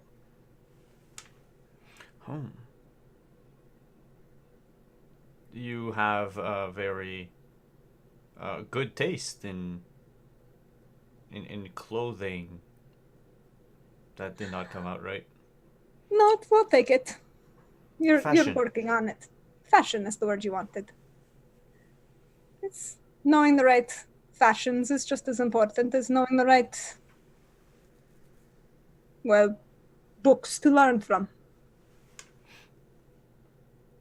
But we have a theatrical performance to see, do we not? Yes. And I'll extend my left arm. She'd take it. Oh, what the? After you, signore. And I'll escort her down the stairs and into the carriage. And she'll make a point as they're leaving to just kind of stop for a second. Oh, wait. And, just kind of futz with her dress to make sure that they're seen in the lobby together. Okay. Oberon, you will notice that the color of the roses match the dress and the hat band and ascot quite well.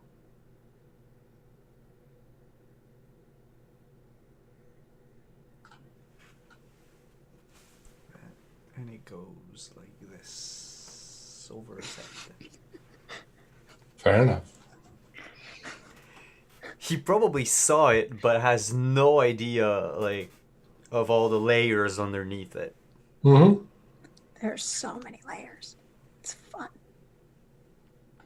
So from there, we're going to pan over to Iselina, who's ready for the evening and on your way, yes? Absolutely. Any particular time or way that you are wanting to arrive?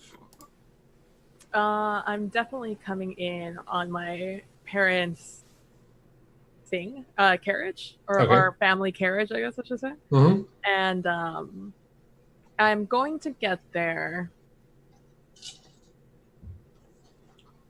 I guess not early, but early enough so I could see who is there before me and see people arrive after me. So a good people watching time, so that way you can notice all of the early birds before the crowd gets too big, and then watch people filter in, that concept? Yep. And so they could also see me as I get there.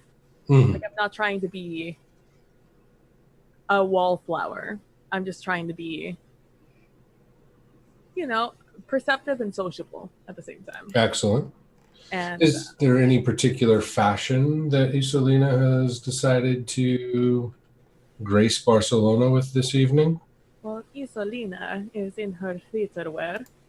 She is wearing a slight green. I guess they're still called dresses. They just look different. Mm-hmm. Green dress with some pastel off-white gloves. Noticeably not white gloves. Her hair is in a updo, as it usually is, and it comes down in the back because she is young and trying to impress the quote-unquote boys. Mm-hmm. And she is there, the green dress, specifically made so her eyes pop out in them, and it's complements her fair skin. Excellent. Of the early birds, there's not too many people who are interesting by Iselina's definition that are there before she arrives. You will notice that Enrique is one of the few that is there earlier, who I guess would fall in the category of interesting. And by himself.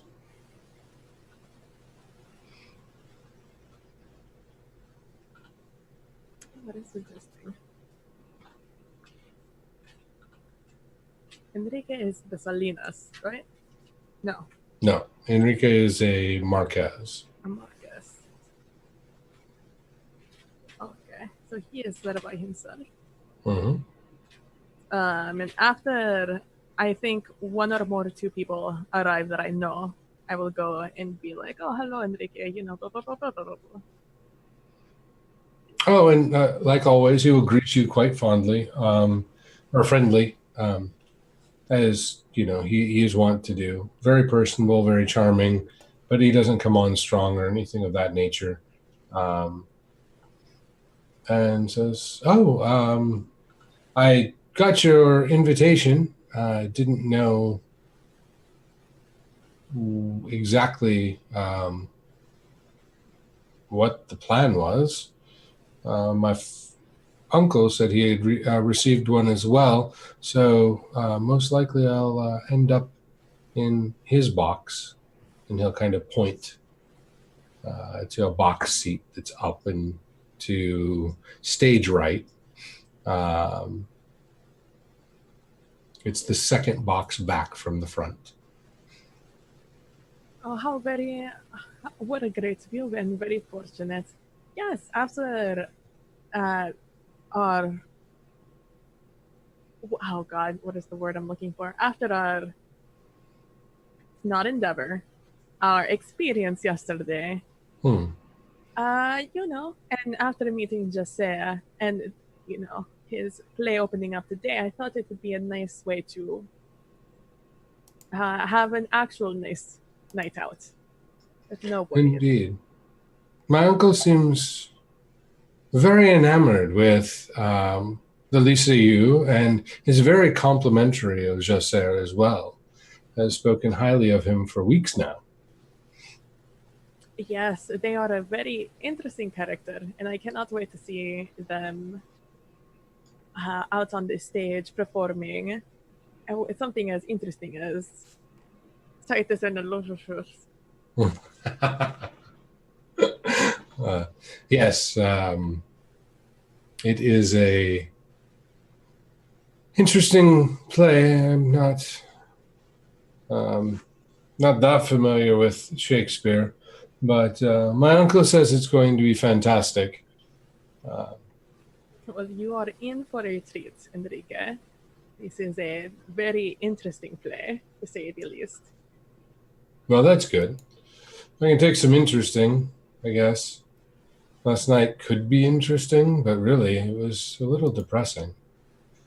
Oh, very much so. You go and you expect a party and good food, and you come out with a murder and only champagne. Yeah.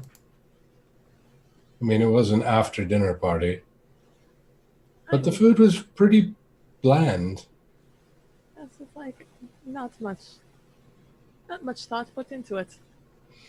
Luckily, they had a great wine cellar. No? They did? Yes.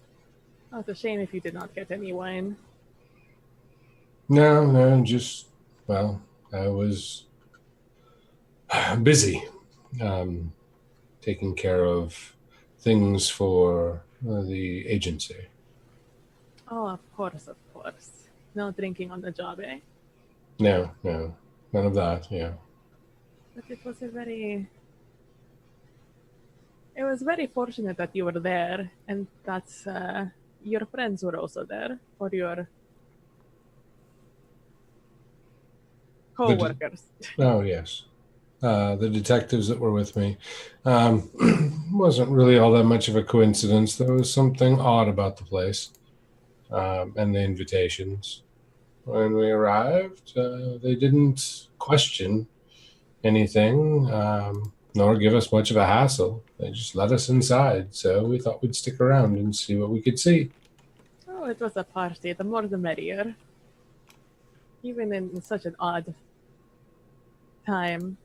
It is interesting. Thessalinas had so many parties before us. Before our invitations came by. I wonder why we were so late and they were so early. It's an excellent question. I would almost be insulted if, the man had passed away last night. I don't know that I thought about it that way. You're good at this stuff. Good at what, monsieur? Noticing things. That's really all detecting is. Oh, do not sell yourself short, Enrique. I'm sure there are many things you are good at. I do have my skills. Mostly it's for... I don't know. Making sure that people get what they need. I'll see a provider. Good and good. Is Enrique married? Is he one of the ones that's married, or he's one of the ones that's single? He's single. Well, those are admirable traits. Something I'm sure that will get you a Mrs. Marcus sooner rather than later. Someday, maybe, if I have time for it. Right now, Tio keeps me quite busy.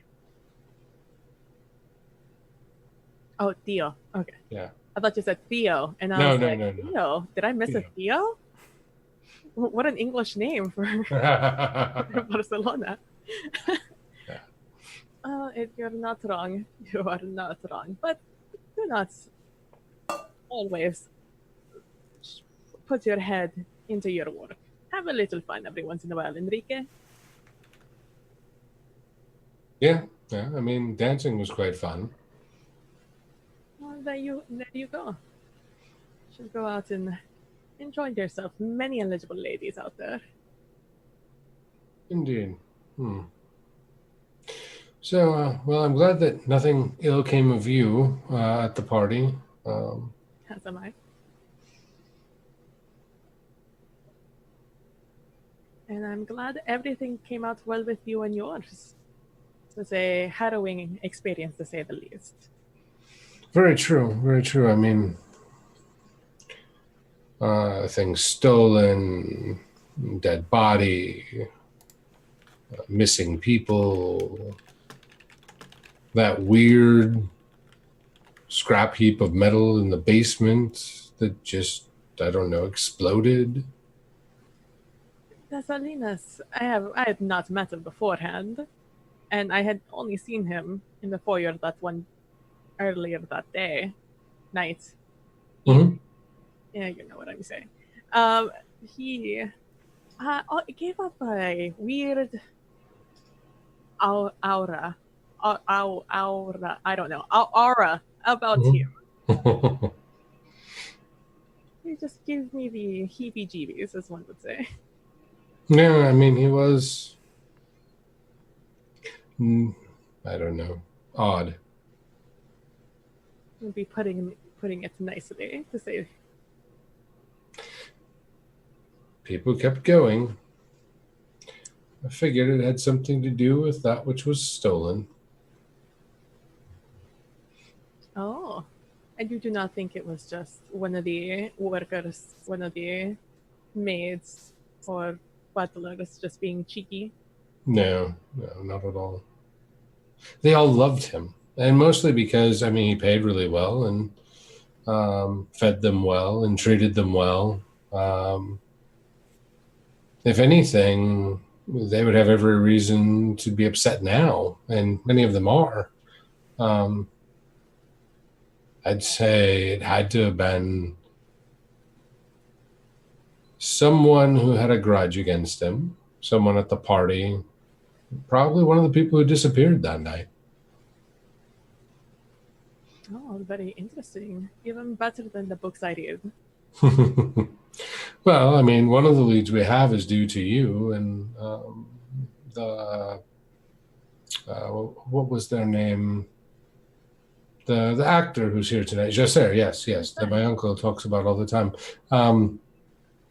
Didn't you, or wasn't it the two of you that noticed the Zeppelin flying away?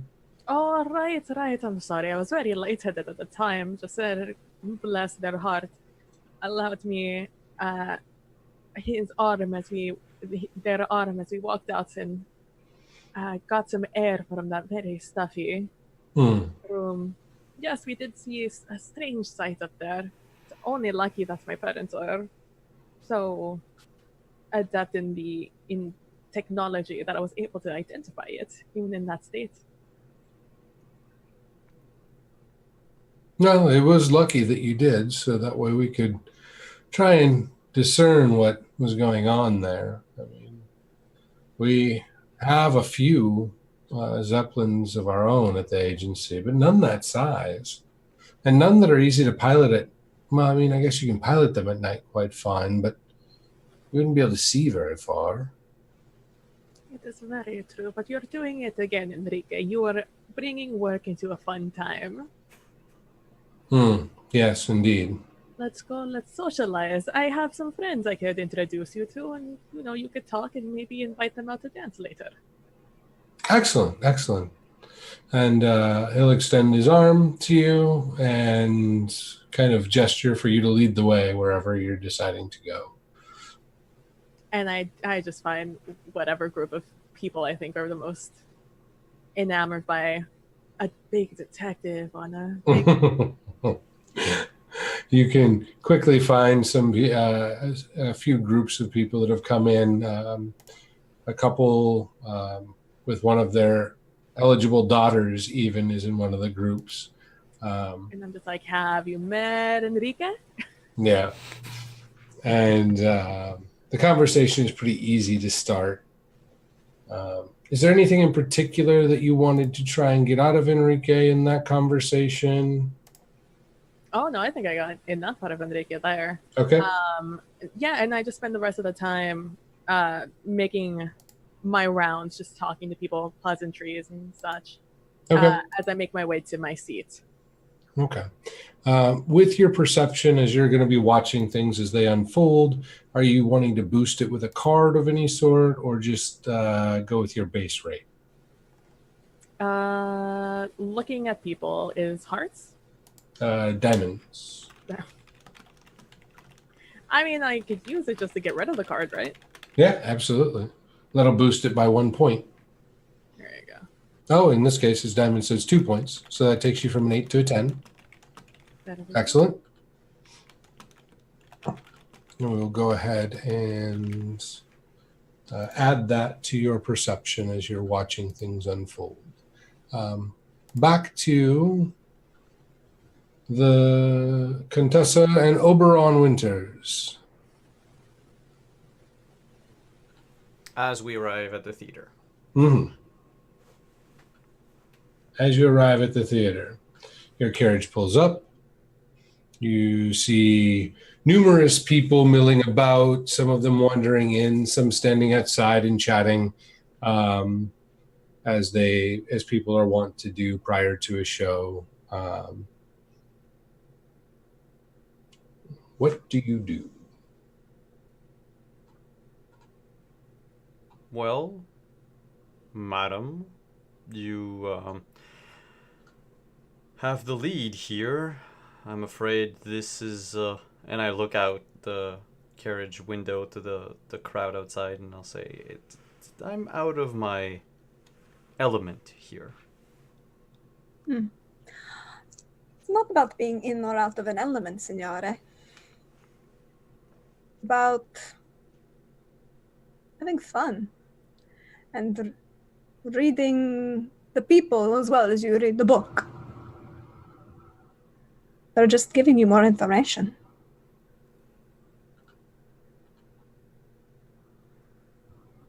I suppose if I could slap one down and open them up and look at their content, maybe I could learn a lot about them. How about less about that and more about... And she takes a second to kind of side-eye him and be like, you have no idea what you just said, but that's okay. She's going to go with it and just kind of keep talking. It was a jest. I'm sure it was. I'm very sure it was. Think of it more as reading the spines on the book first, and then you have to decide which one is going to be the most entertaining. But, for example, you see those two right there? Young lovers, yes? Coming to the theater for a performance. She is probably about to slap him across the face for something that he said to her. And probably going to storm away in maybe a minute and a half. It'll be very public and very much a to-do. And he will not know any reason what he did wrong, and he will chase after her, which is exactly what she wants.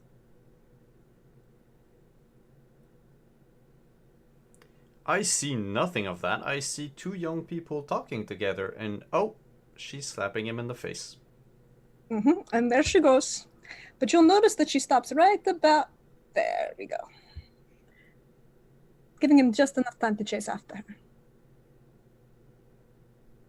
So she wanted to be chased after. Yes. In this instance. But then why did she slap him across the face? Because he wasn't paying attention to her. I figure that's a way to call someone back to attention, but there are other ways, certainly. Yes, but this one also gives her power. And she probably isn't going to have much of that. Yeah, it's true that striking someone across the face is a form of establishing dominance.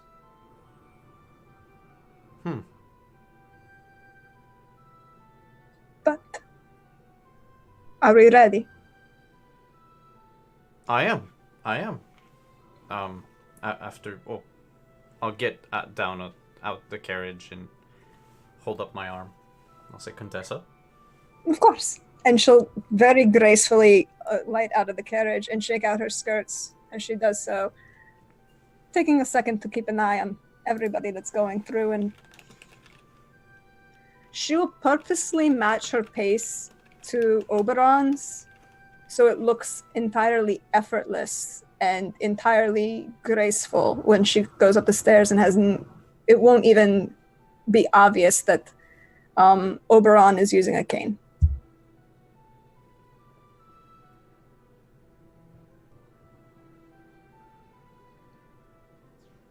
Excellent. As the two of you make your entrance, you will notice that people have taken notice. You will hear, catch a few whispers here and there. Contessa, you do believe that your wishes have been fulfilled in that arena. Mm-hmm. And as you make your way inside, you will find, obviously, a coat check for any coats that you do wish to check for the evening. And from there, one of the, ushers, that's the word I'm looking for, will direct you to the seats that Jasser has set aside.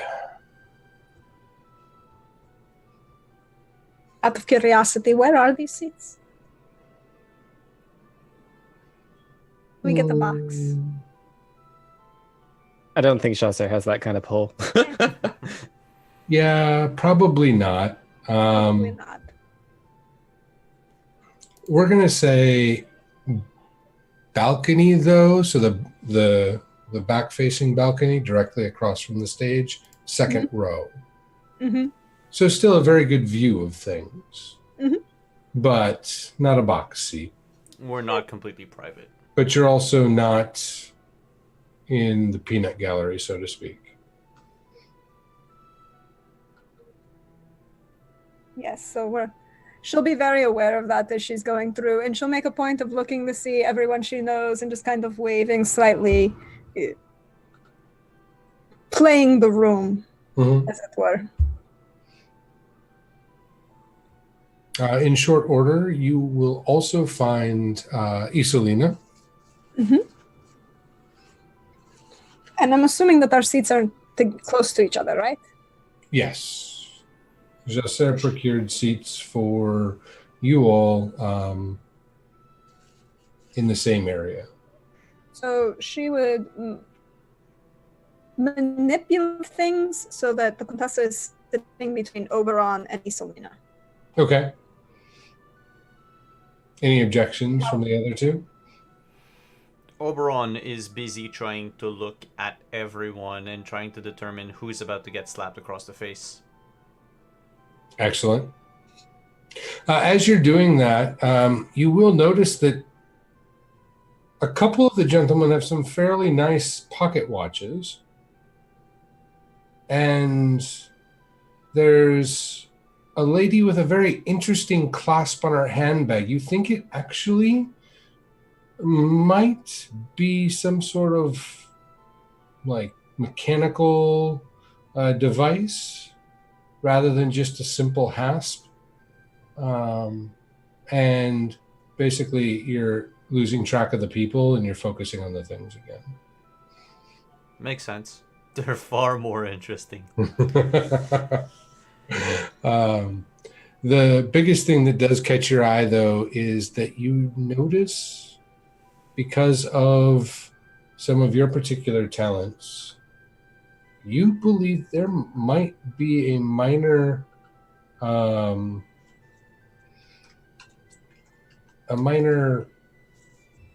ley line that runs underneath the stage. Huh. There's something about it that glows from that under, like where the bottom of the stage meets the floor, and not to the naked eye. You have to kind of, like, you caught it out of your periphery, which is where you usually catch the ley lines. And if you were to just look at it, it looks normal. But when you start to concentrate your magical talents, you notice that there's some level of magic emanating from there, akin to, would be a minor ley line. Okay. Interesting. And as you and the Contessa all make it towards your seats and you turn around, you notice that on each of them is a single perfect yellow rose.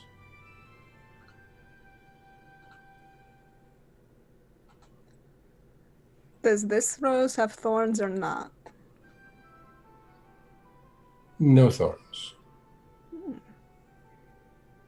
Contessa will pick it up and just kind of... It's a very nice.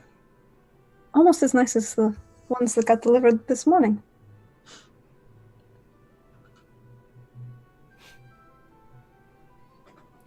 And you're with us now, or? Mm-hmm. The three of you are all together now. Mhm. Oberon's still a little distracted, but like mentally, he's now back with you. I tilt my head a little bit at Oberon as he, like, when he gets here and he's just like, it gives me some pleasantries as he's like squinting hard at all the young couples trying to figure out who's going to get slapped. It's like, give you a slight just head that you don't notice, but the Contessa will. And I look over to the Contessa as you look at the rose, and I'll be like, as the ones you got this morning. Yes, apparently somebody decided to have 24 red roses delivered to my room before breakfast. Didn't even leave a card. Oh, how mysterious, a suitor. Possibly. Yes, a mysterious suitor, or somebody much more interesting. She'll kind of glance. I mean, she knows what she's doing and she's working the space, and she'll kind of glance at Oberon and we'll see. And Oberon is just scenting the yellow rose, smelling the yellow rose, and just going, fascinating. Hmm. A lady. Here. Oh, and I'll put the rose in my lapel. It may seem that this show will be just as almost better than one would have thought. Yes. A good couple of laughs after the disasters of last night. You didn't have an opportunity to read the summary, did you? Oh, no, but Madame Isolina, I think I made a discovery. About Tyronicus and Adelaide. Titus Andronicus. cannot remember the name of the show. No, I mean, about the machine. Oh, the machine you are working on, Yes. Senor Oberon. I think I've come up with a nice maker's mark that perhaps you can tell me if you've seen it before so that I don't copy a local maker's mark. Oh, that's very wise of you, Senor Oberon. I will be sure to show me it when there is better light. Oh yes, after the play. I was excited. As you tend to be. Did you just shush me? Yes, the lights are going down. The play's about to begin. That's perfect timing because I was just about to say the flicker of the lights, and then they start to dim. Like you can read my mind. And the stage curtains start to pull back, and you see a beautifully painted backdrop of a Roman city, and the set itself is the palace steps, and the palace itself is somewhat built there with the rest reflected in the backdrop behind it. It's almost seamless. If you didn't know that there wasn't that much depth, it's very well painted, and it feels like it could be real if you just wanted it enough. And Act 1, Scene 1 begins. And the play carries on, and there is some excellent moments prior to intermission. At intermission, there's a brief break where you can find a number of people milling about.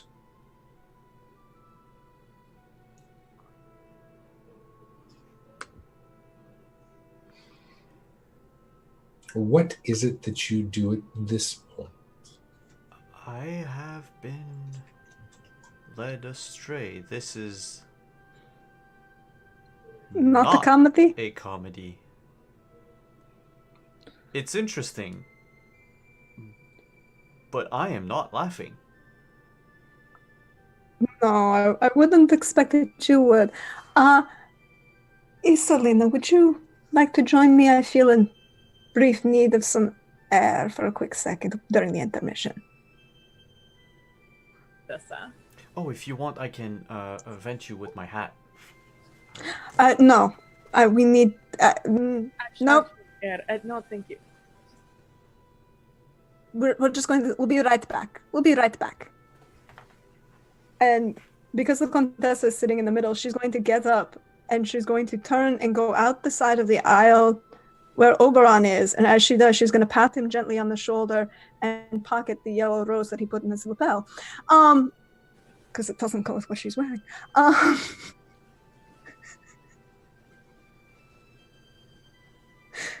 See,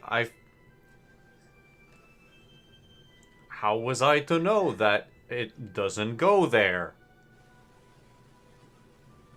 I don't know that you would notice that she took it yet. She's not really being obvious about it. She's just literally pickpocketing it and putting it going and walking by.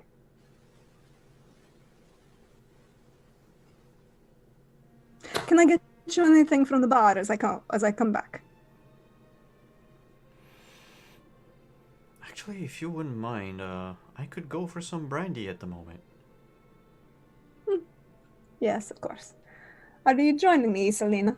Absolutely, let us go. It's a little bit stuffy here.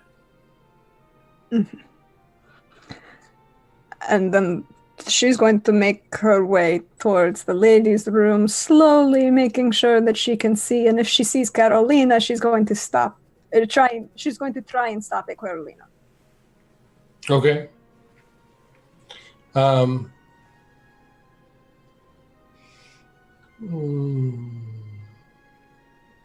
Sure, why not? You will, as you're looking through the crowd, you will find that Carolina does attend. She's there in a different shade of blue this time, more royal blue gown, and carrying a yellow rose, as it were.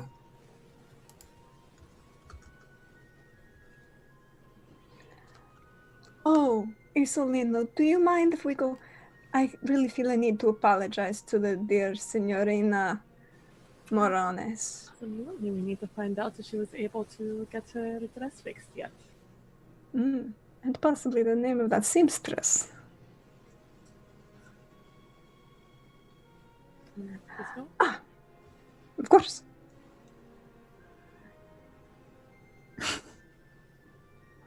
So, we'll kind of meander, but make a beeline towards Carolina. Okay. Are you going together or are you separating at this point? No, we're going together. Okay. As you're walking along, Isolina, you're going to pick up on a couple other yellow roses. Interesting. On people or Yeah, that they're holding. anybody of that I would recognize? You'd see Bernard Smythe with one. Santi Ramirez, another. Jeanette Ferraquin. And you start to piece together that there seems to be one for each of the people the invitations were sent to.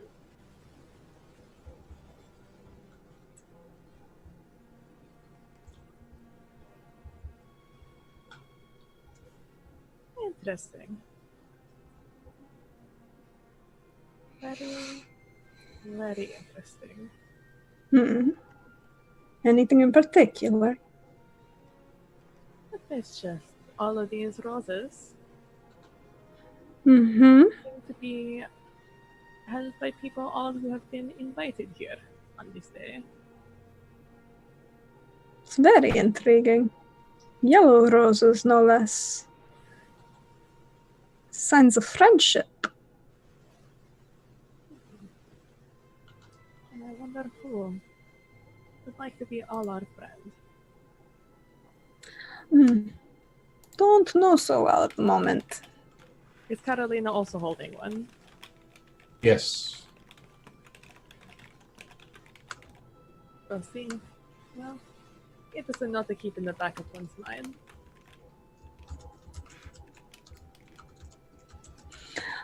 Well. Indeed. Somebody wants to be our friend. Let's go see if we can make friends with dear Carolina. Let's.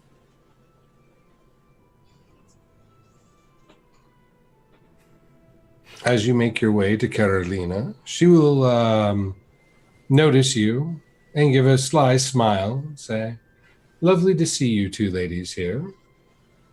Do I owe you the pleasure of the rose?" No. The pleasure of someone else.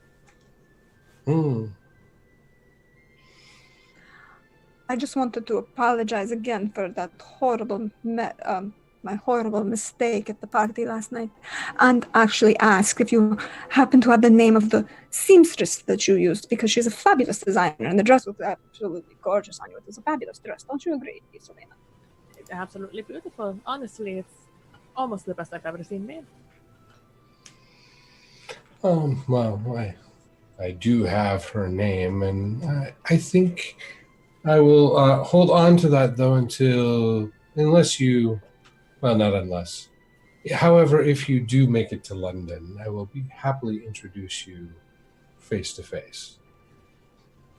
I don't know. Why would I want to go to London? And also many interesting things are here. But that's where she lives. I see. at work. Upon more interesting places for less reasons, I guess. We shall have to see. Are you here by yourself, Signorina? Oh, yes. I'm only in Barcelona for a couple more days before I head back to Madrid for a while. Pleasant company in Madrid. I've yet to be there, or yet to visit. It's a nice city. Not as nice as Barcelona, though. Ah, yes, Barcelona. The gem of the Mediterranean. As it should be. As it should. I mean, have you been by the river? Not the river, the sea. By the coast, that's the one. We'll stick with that one. Have you been by the coast? No, I haven't. Oh, you should. It is beautiful, especially as the sun is setting or rising. Absolutely breathtaking. I may have to check that out sometime. At least before you go back to Madrid. You get no such experience. It's a shame that your friend couldn't be here, however. Which one? Well, the father. He seemed to have somewhere to go. Oh, yes. Excuse me. He had other business. Some lead about some, I don't know, doctor something or other. Oh, that's so sad. I hope you had safe travels. No, I'm sure he did. He never travels alone and never seems to have trouble getting to and from. Very He's fortunate. almost. I'm sorry, what was that? I just said very fortunate. Very fortunate. So is there anything that I can help you ladies with? I mean, I do owe the invitation to you, yes. We were just making pleasant conversation and introducing ourselves. I apologize. No, I did introduce myself last night. I am, you of course know, the Contessa Lucrezia Sofia Fioravanti. No, it's just, making sure that we're all... I do again apologize for No the need. loss of your dress. No need. I've lost dresses to much more frightening circumstances.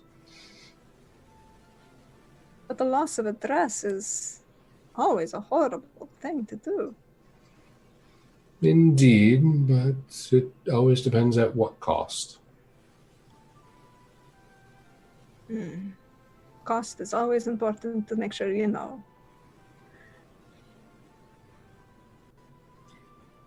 Okay. I'll go for it. Quick question for the DM. So I know that the father wore the signet ring of the Promethean Society. Is there anything visible on Carolina that has the same symbol? Would she have worn something signifying that?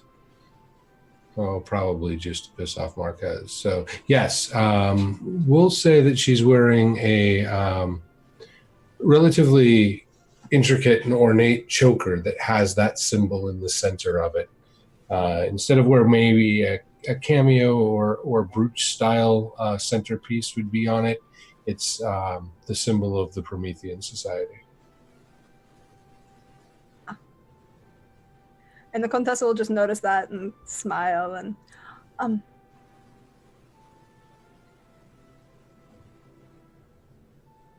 Yes. No, you just have to make sure that you come see me at my hotel before you leave, so I can, make sure that you can get a new dress in the appropriate fashion. Oh, okay. If you insist, but it really is no worry, no. I always like to make friends, and I felt so bad about the loss of that dress. I too like making friends. Is that what we are now? We're definitely acquaintances. We might see if we make friends. Excellent. Apparently, somebody wants us to be friends, though. Yes, I noticed that. I wonder who.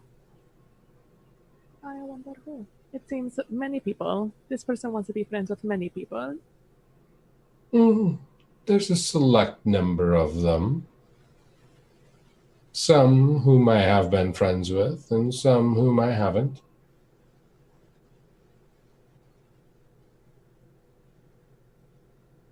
I wonder who it should be.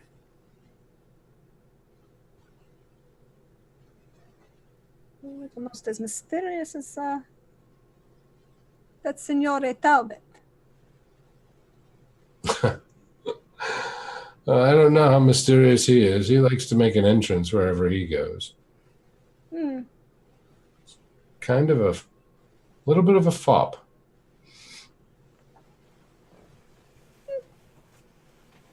That'll be interesting. I did not have the opportunity to actually meet the gentleman yet. I've only... Well, if he ever does end up in the same city as you, I'm sure he will make himself known. He doesn't, I can assure you, he does not hide his presence, which is one of the many reasons that Marquez is not a fan. I can't imagine Senor Marquez is not really one for fanfare. I mean, the Don Fernando and I get along perfectly well. As well, normally, as do I. Let's just say that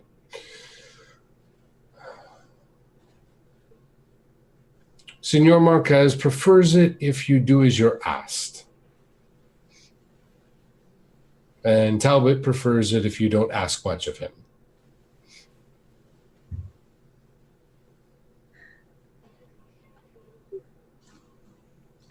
No.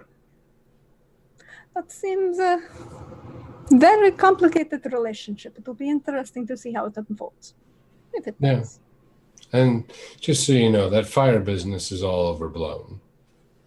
Talbot didn't set any fires. Nor is he responsible for them. The person we were chasing, on the other hand... Merely Fire starters. Just people who enjoy setting fires, then? Maybe. More, let's say, a gentleman who wished not to have been apprehended, who needed to be apprehended, and in order to get away, felt fire was the best distraction. Honestly, I've never felt that fire is a good distraction for anything. Well, you know, it does keep the civil guard busy when you're trying to escape a surrounded train station to start a fire near one of the engines.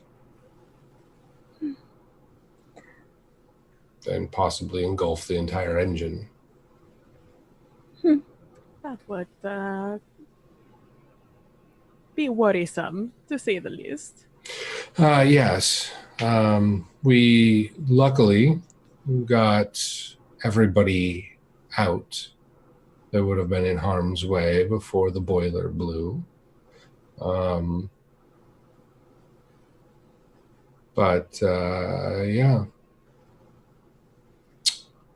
Hazards of the job, I assume? Unfortunately, we don't like it when people who are not involved get hurt. But not everyone agrees. I don't know if you've ever heard the name Donato Malatesta.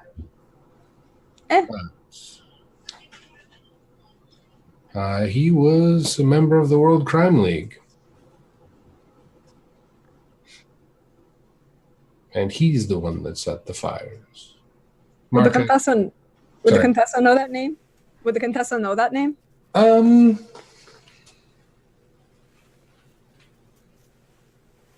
Yes, the Contessa would know that name. I did not know that he was in Barcelona. Well, this was a year or two ago.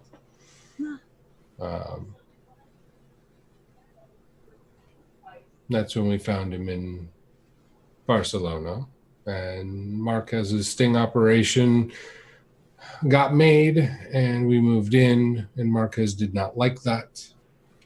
And so we forced Donato's hand. Donato, like I said, set the fires. Kind of a specialty of his. Yes, apparently it is.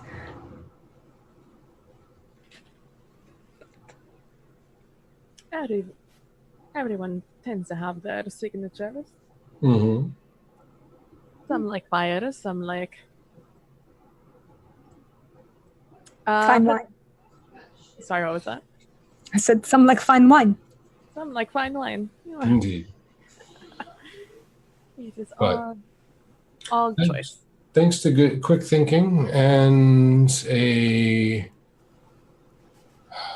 tiresome chase through Vienna, Donato will not be bothering anyone else. That is assuring to hear. Yeah, well, I wish you could convince Marquez of that.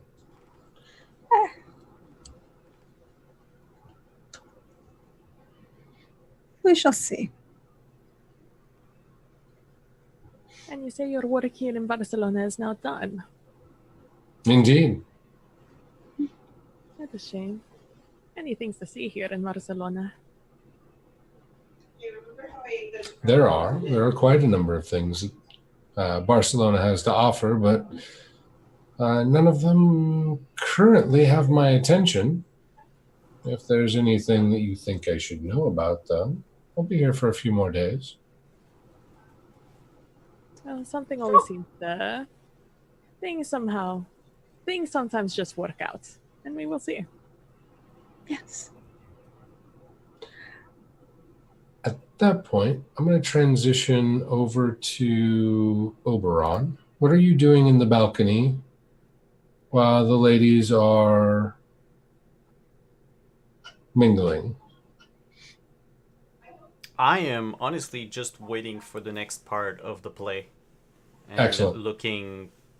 Still looking at the crowd and trying to figure out, like, okay, this person is with this person because they are having an affair, and this one is, and I'm probably wrong on all counts.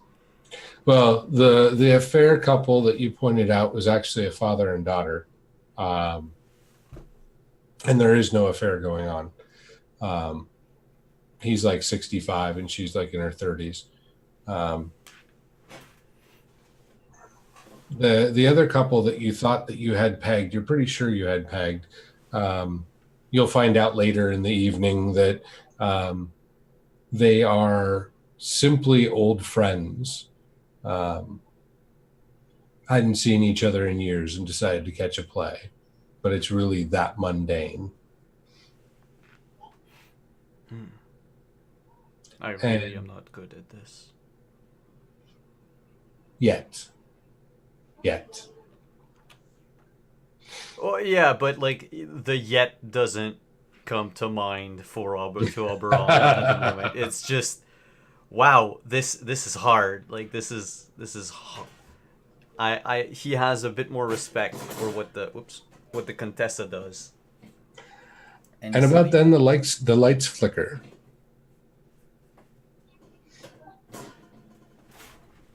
And I figured, seat? yes, I figured we're returning to our seats.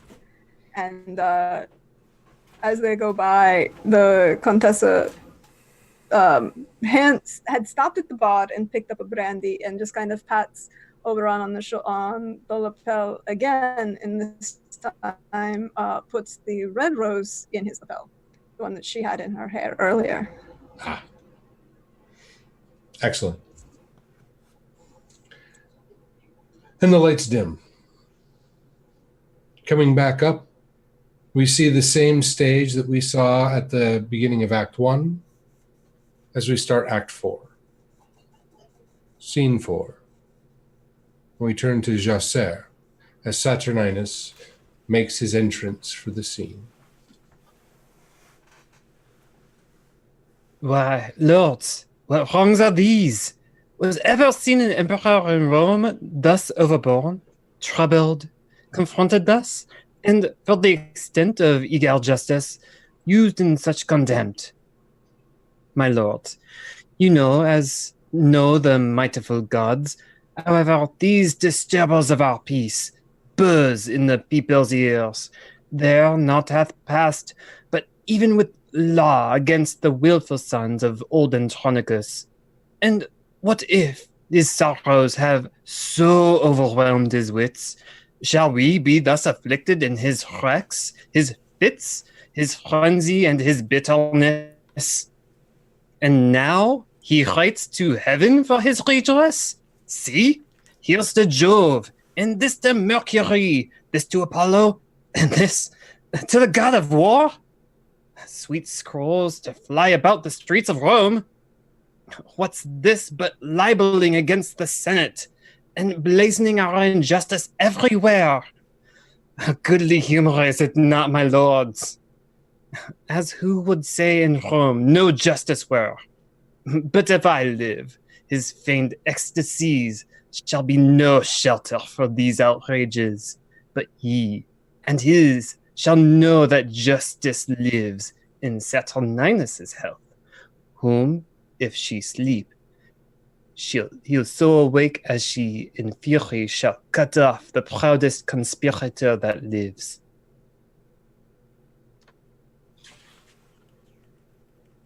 And as the play continues and reaches its conclusion, its tragic and bloody conclusion, the lights dim and then come back up as the actors take their bows and the crowd applauds and flowers are thrown on the stage. A number of them, yellow roses.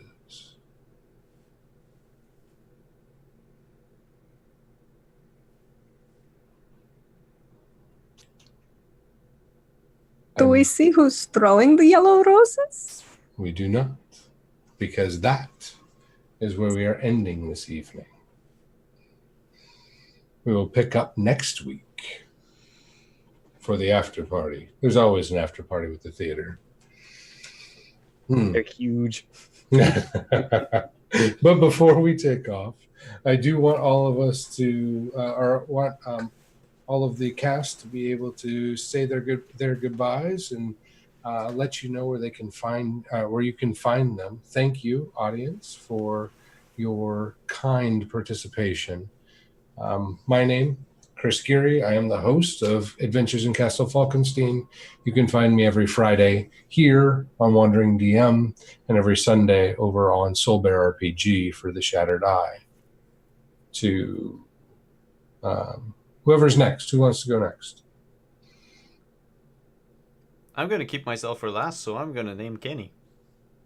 Hello, my name is Kenny. You can find me on Twitter at Punderdrone.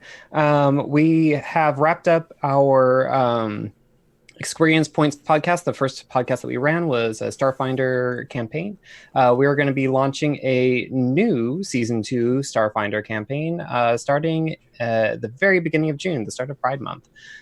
We also have a Numenera podcast called Numenera, which releases every other Friday. So come and check us out. You can find us at on Twitter at EQ Points. All right, thanks for coming, and thanks for agreeing to, or I don't know if it was your decision to recite a monologue from the play. As Yes, that was pretty cool. It was my decision. That was pretty cool. PB, where are you? Where can we find you?